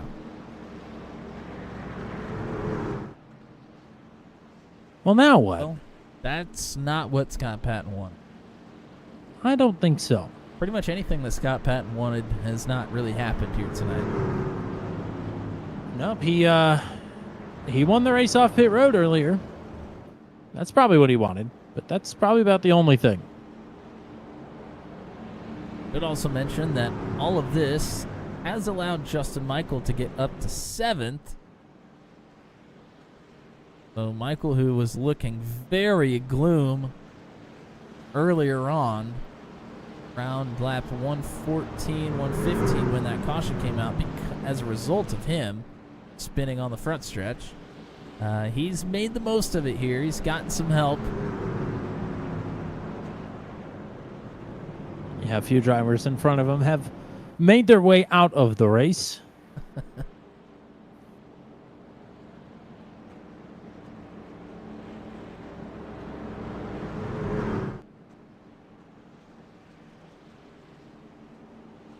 But with this extra pace lap here, we should be knocking on the door of a natural green-white checkered. As Heath Smith doing a little blinking. Hopefully that stays under the caution.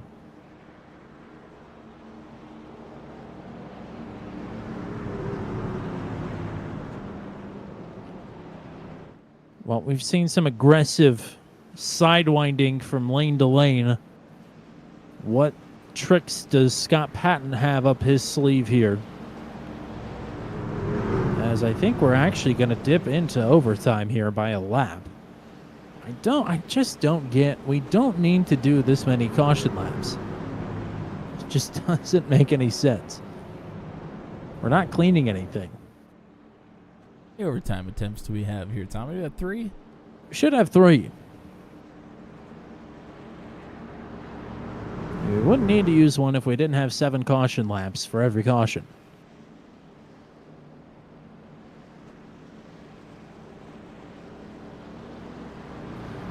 Well, everybody that was here last season for the Iowa race remembers how the final restart was wild. No Charlie Widener in the field here tonight, no Ashton Crowder either.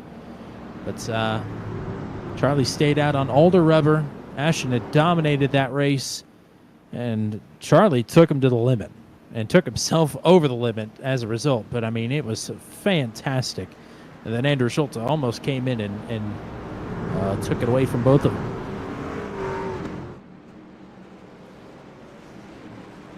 So it is now officially our first of 3 green-white checkered attempts.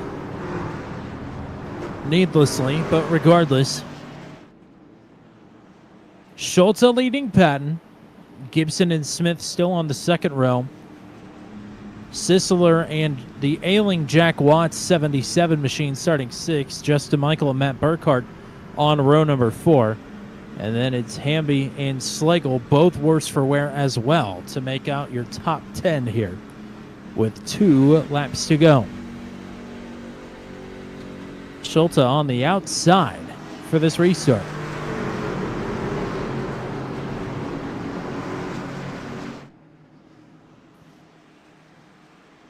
Little under 2 miles left. Here we go. Schulte, good getaway. Smith and Gibson going at it here for 3rd.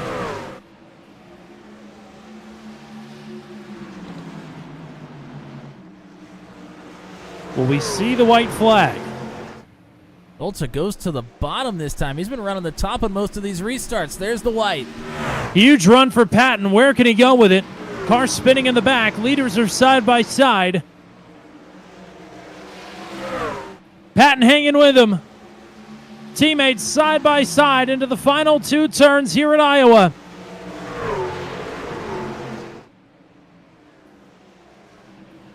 Neck and neck down the stretch. It's a photo finish. And it's Scott Patton by 1/1000th of a second. The second closest finish in turn 200 history. Scott Patton ekes it out at the line. Wow. Incredible.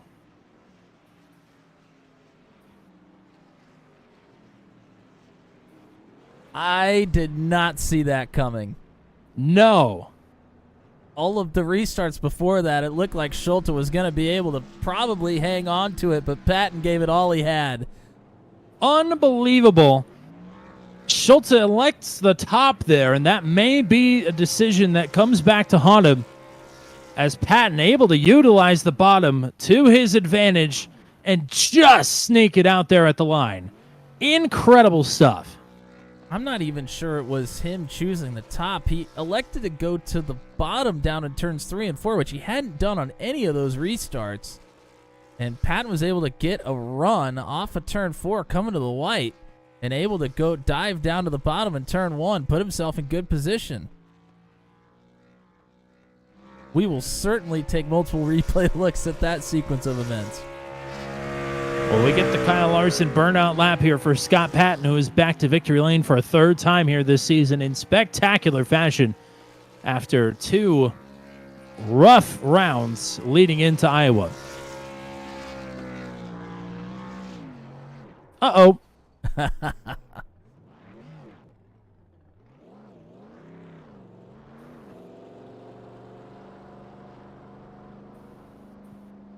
All right, Tommy, let's go take a look. Yeah, we got to see it. We're going to go all the way from the white. We'll go full speed here for a moment. Schulte, good getaway on the top. Patton slides in right behind. That has happened on all of these late restarts. Schulte goes to the bottom. Patton follows him down there. But Schulte had been using the top line for defense on almost all of these restarts and elects to go down to the bottom this time. Patton uses the top to get a great run down the front stretch and puts himself in position to get side by side down through turns 1 and 2. And at this point, side by side, you know Patton's going to send it.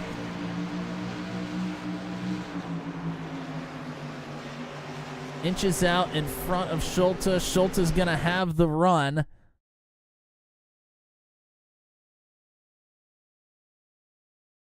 Coming out of turn 4.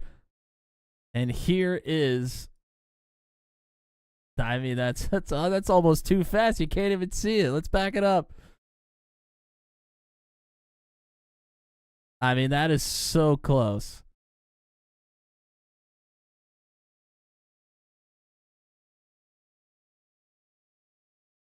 Unbelievable.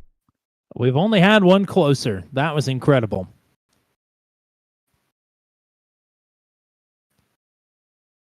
And that's teammates that don't lean on each other all that much. They don't really have to. And that is the end result right there. Incredible. Through all of that, Heath Smith and Gibson had been battling extremely hard for podium position. Heath Smith comes out on top. Yes, he did. And we will talk to Smith in just a second, as we will Schulte and Patton, your podium finishers. Jacob Gibson will finish in 4th. And Matt Sisler, man, he is just cooking right now. Another top 5 finish for the 93 truck. Justin Michael, a great recovery, up to 6th. I'm sure he'll be disappointed with that, but it could have been a lot worse. Matt Burkhardt, solid night here tonight in 7th. Jack Watson, 8th. Brad Slagle, despite all the damage there late, he is the hard charger tonight, 21st to 9th for him. Then it is Johnny Hamby in 10th. 11th for Wally Turheimer, 12th for Kyle Manos, 13th for Chris Sargent, Ryan McRoberts, and Kerry Cleaver, your top 15.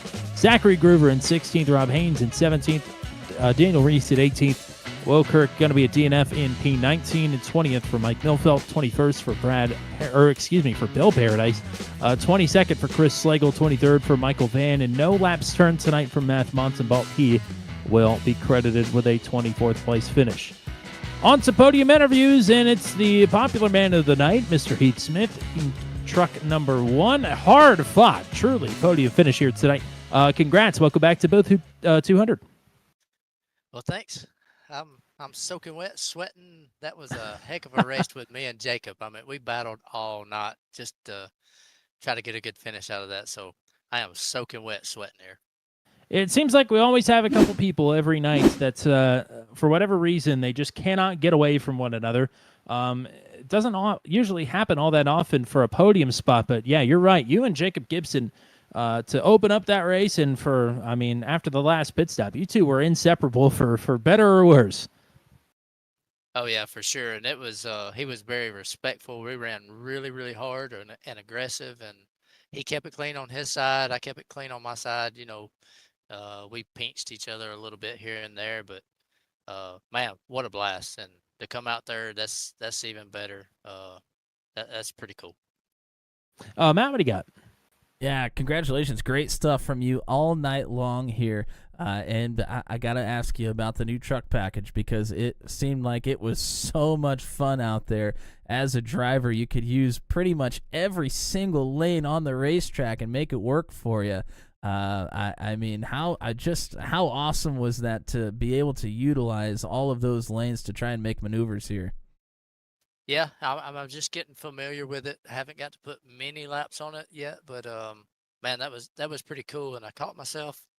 I was struggling there at the very end because I didn't have short run speed, but on this first stage and then after we pitted, I had really, really good long run pace, and so I struggled moving around the track, and I noticed I was running a different line than the leaders was running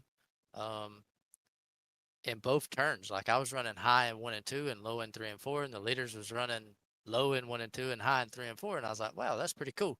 And so I think it's going to be pretty good. It feels kind of aero, like if you get right behind somebody, you get a pretty big push, I felt, which may cause a little snap loose on exit. So it's going to be interesting to see how this pans out the rest of the season, see who takes to it and who figures it out. I know I hadn't quite figured it out yet, but I like it so far. I was going to say, you could have fooled me here up front all night. Great job getting back up to the podium here. Shout-outs for you tonight. Yep, got to thank CNC Home Designs, Gary Cleaver, for sponsoring the league this season, and then, of course, all the Max V admins for giving us a place to run on Thursday nights, and then Scott Patton and Paints, for painting these awesome-looking trucks that I run every Thursday night. And then, of course, I got to thank Highline for helping me out every week. And then Turn 200, y'all do an absolutely amazing job on these broadcasts. I enjoy it, and thank you so much for what you do. Absolutely, partner, and thanks for the great drive once again. Great to talk to you as always. We'll talk to you again here soon. Absolutely. Thank you, guys. The winner last week, second place here tonight, but not by much. Andrew Schulte going to come up one spot short. Congrats on the P2. I'm sure you've kind of felt like Scott Patton owed you one. Is 1/1000th of a second the one that you owed him? Yeah, I hope so. I mean, yeah, me and him were just talking about last week, just the little bit of an oversight on my part. But yeah, I mean, that was, I would much rather finish second by a 10th or 1,000th of a second than have a race be won by any sizable gap of any sort. So yeah, I mean, to start 18th and be able to work our way up to being a 1,000th of a second away from a win, can't complain about that. I was going to say, you had to work for it here tonight, all the way up through the field. You get up with some pit strategy there after the Justin Michael caution to get yourself to the lead, and looked pretty good there, especially with how you could basically, it seemed like anyway, run just about any lane that you wanted there in that closing stretch. Yeah, I knew we had to do something. I wasn't quite sure where we were cycled out at when the caution came out. Obviously, I knew we were on the lead lap, but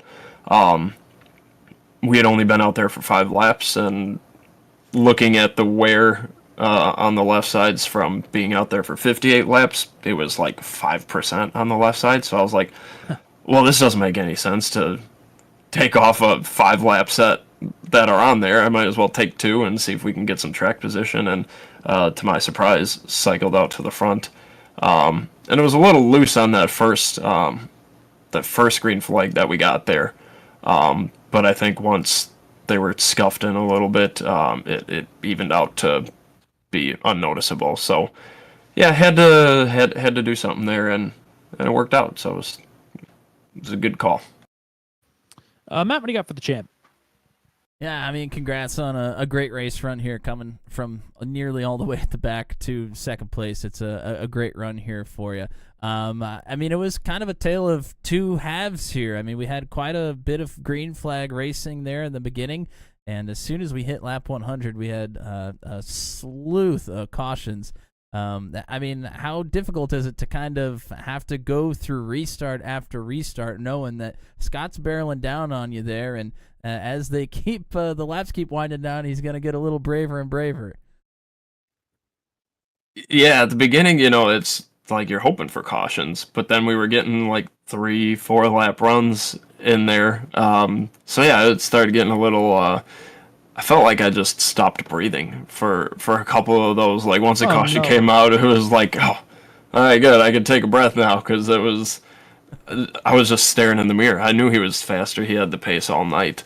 It was just wondering what he was going to be able to do, and to your point earlier, there was that lingering. I mean, he does kind of owe me one here. So how's this going to work out? And like knowing that I did take him out on lap 1 last week, so I wouldn't be able to be too mad about it if it happened.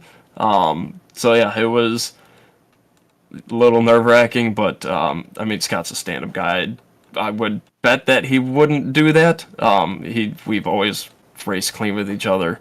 But yeah, I mean, it's like I said earlier, it was just happy to finish where we're at. Yep, that's behind you now. A fantastic finish here tonight. Great racing all night long as well. Great job working your way up through the field. I said earlier Brad Slangle was the hard charger tonight. That is not true. You are the hard charger here tonight. So congrats on a fantastic run. Shout-outs for you as usual. Shout out to Scott Patton, Patented Paints, whipping up the awesome Taco Hell truck. Also, shout out to Scott for the win, and appreciate him racing me clean there. Shout out to all the Bandit Motorsports teammates. Good to see both of you guys back in the booth. The Turn 200 crew. Be looking forward to watching this one back and hearing how you guys call it. I know it's always you guys always call a great race. So, and shout out to my wife and kids as always. Oh, and found out. Well, didn't find out, but my wife's been pregnant for a bit, and So here's the deal. Probably not running in the playoffs because she's due in October. So, but we did just find out that we're having a third boy. So, wow. Oh, yeah. So, shout out to her. Well, we're going to be missing you in the playoffs for sure. But, I mean, super dad got to be super dad. So we understand. That is fantastic news. Thank you for sharing that with us. And that's exciting. Congratulations to you and your wife. And the whole family. So, overjoyed here tonight. That's fantastic. Great to talk to you. We'll talk to you again here soon, but go celebrate. Appreciate it. We'll bring in Scott Patton now as a race winner here for the third time this season, and in absolutely spectacular fashion. 1/1000th of a second, the second closest finish we've ever had here on Turn 200. Fantastic stuff. Welcome back to Victory Lane. Welcome back to the booth. Appreciate it, guys. Yeah, can't script one much better than that, huh? I mean, for somebody that didn't really leave the top three all night, you really had an interesting evening. We'll just put it that way. You got the lead there to begin on pit road. We're able to gap Justin Michael pretty cleanly. We're going to have to do some work in there. Out of the green flag pit cycle there before that caution came back out. And then it came down to a duel with you and your teammates after you guys did some dueling last week at Sonoma. Some interesting dynamics there to go along with a dynamic truck and a dynamic track to finish this one out. Yeah, for sure. Just like you said, from the get-go, it was we were all hands on deck today. I kind of came in tonight with the mindset of we need to click these off and start closing this points gap. We can't let Justin get out there too far, and he clicks them off, and it's not many nights that he has finishes outside the top 5 like he did tonight. So we got to take advantage of that. But I told myself coming into tonight, we got to nail everything, every aspect about the race, from qualifying to pit stops to pit exit to strategy to restarts, you name it, consistency, tire wear, everything. And that's what we came out to do. And I didn't expect it to be that close for sure, but especially when Justin was in the back of the field there, I thought I could kind of ease, if I had some green flag laps. I kind of thought I could get by Andrew, but those cautions were just so frustrating at the end there. I'd catch him, 2, 3, 4 laps and yellow, and then he'd obviously jump out on the restart, 3 truck lengths, and it takes me 3 laps to close that in, even though we had better tires. He only had 2 tires. So it was just really frustrating, but yeah, glad it ended the way it did for sure. Talk about playing mind games in your head when you're I can picture it right now, going slow motion into turn 3 on the white flag lap. It's so many things going through your head, but it takes a lot of discipline and just to be able to bring this home and have that awesome drag race to the finish here and bring Stone River Outfitters here. P1 feels good. A lot of checks on that checklist on execution here tonight. Got to feel especially good. Matt, what do you got here for the race winner? Yeah, just big congratulations. I know it was probably pretty frustrating there with all the restarts there towards the end. And, of course, Andrew had taken only rights to get in front of you in the first place, so you had to feel like if it went green, you pretty much not that it would have been easy, but felt like you would have had a really great chance. But let's look forward to upcoming, of course, your favorite track. New Hampshire's coming up. Do you feel like you have even more of an advantage after running parts of it in real life? Yeah, good call there. Doing the Lemons race, we're going to be doing Lemons race this year again too, so we're prepping stuff for that. But yeah, get some track time on there in our little Miata, and certainly looking forward to that on iRacing as well, one of our favorites. Just love every aspect of that track, and I'll be going up next weekend to the race too. So glad to be bringing the team to the home track so they can sleep in their own beds next week and get some good rest. And we're going to bring the same checklist we did tonight to New Hampshire. So feel better watch out up there. Do you like New Hampshire? I never heard that before. Little secret of mine. So cat's out of the bag. Well, fantastic. You're certainly taking the hot hand onto the floor at New Hampshire next week with a fantastic run to the checkers here tonight. A fantastic race as well. Like you said, well executed after a dismal couple of weeks. To come out firing on all cylinders here tonight and keep it up all the way through the finish. Great stuff here tonight from your race winner, Scott Patton. Congrats on the win. Shout-outs for you as usual. Yeah, appreciate it, guys. Certainly, New England Racing Museum on the Hood, Dr. Dick Bergren's project here. They're open for the race weekend. If anybody's out there listening and going to be at New Hampshire next week, Dick will probably be there the whole weekend too. If you want to stop by, see him. It's on the property of New Hampshire Motor Speedway. And, of course, my buddy Matt LaVenture owning Stone River Outfitters for all your fly tying, fishing needs. Check them out. And, of course, Turn 200 on the quarter panel, as always, because you guys call a fantastic race. So I'm really looking forward to watching this one late tonight, maybe tomorrow morning. So appreciate it, guys, and thanks to all the fans out there watching. Absolutely, partner. Go celebrate a win. We'll talk to you again next week, hopefully. Sounds good. Home track. Here we go. Pat with a win here tonight. Third one of the season for him. Great stuff. Great night here at Iowa. Yeah, it's another big dub for the new truck. Yeah, awesome night of racing, man. I am just so looking forward to those 1.5 and the mile-long tracks that we got coming up throughout the season, and even the short tracks. We're going to figure out what the real short tracks have for us here as we roll along. But really great stuff from the drivers here tonight. I mean, you can't beat a finish like that. Shout out to the drivers. Shout out to everybody that was here in the chat with us as well. Martha Turheimer cheering on Wally. Wally, to finish 11th after Wally's night is pretty impressive. He was all over the joint. So 11th, pretty good finish for him. Ty Smith was here, as was Mason earlier in the chat as well, cheering on Heath. Thank you guys for tuning in. Flinky Roberts was here. Michelle Kirk cheering on Will. And Goodleaf was here as well. Awesome to get to talk to her a little bit earlier here in the night. And thanks for tuning in.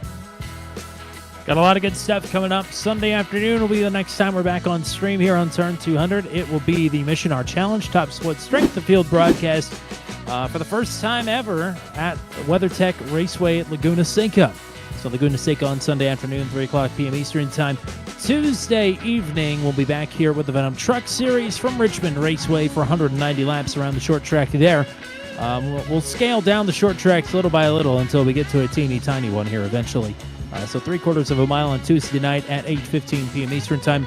Wednesday night, it is Championship Wednesday for the SRL Sports Car Championship. 2 rounds of racing to wrap up 2 championships, and that will be at Daytona in the Moto layout. That will start at 8:15 p.m. Eastern Time. That will lead us back here to next Thursday night, where the Max V CNC Home Designs Truck Series will take on the Magic Mile at New Hampshire Motor Speedway. So that will be at 9:15 p.m. Eastern Time. We'll hope to see you there once again. Thank you to CNC Home Designs for their sponsorship of the Maximum Velocity Racing League Truck Series for 2024. And thank you to everybody with the Max V admin team for everything that they do as well. That is all we got for you here tonight. On behalf of the GOAT, the one and only Mr. Matt Williamson, I'm Tommy Cook, saying until we meet again, so long from Iowa Speedway, where Scott Patton takes the second closest finish in channel history over Andrew Schulte, 1/1000th of a second.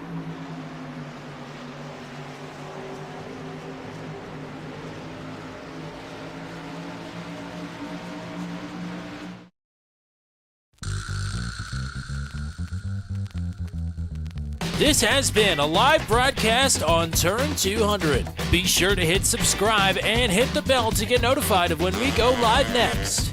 Thank you very much for joining us, and we'll see you again soon.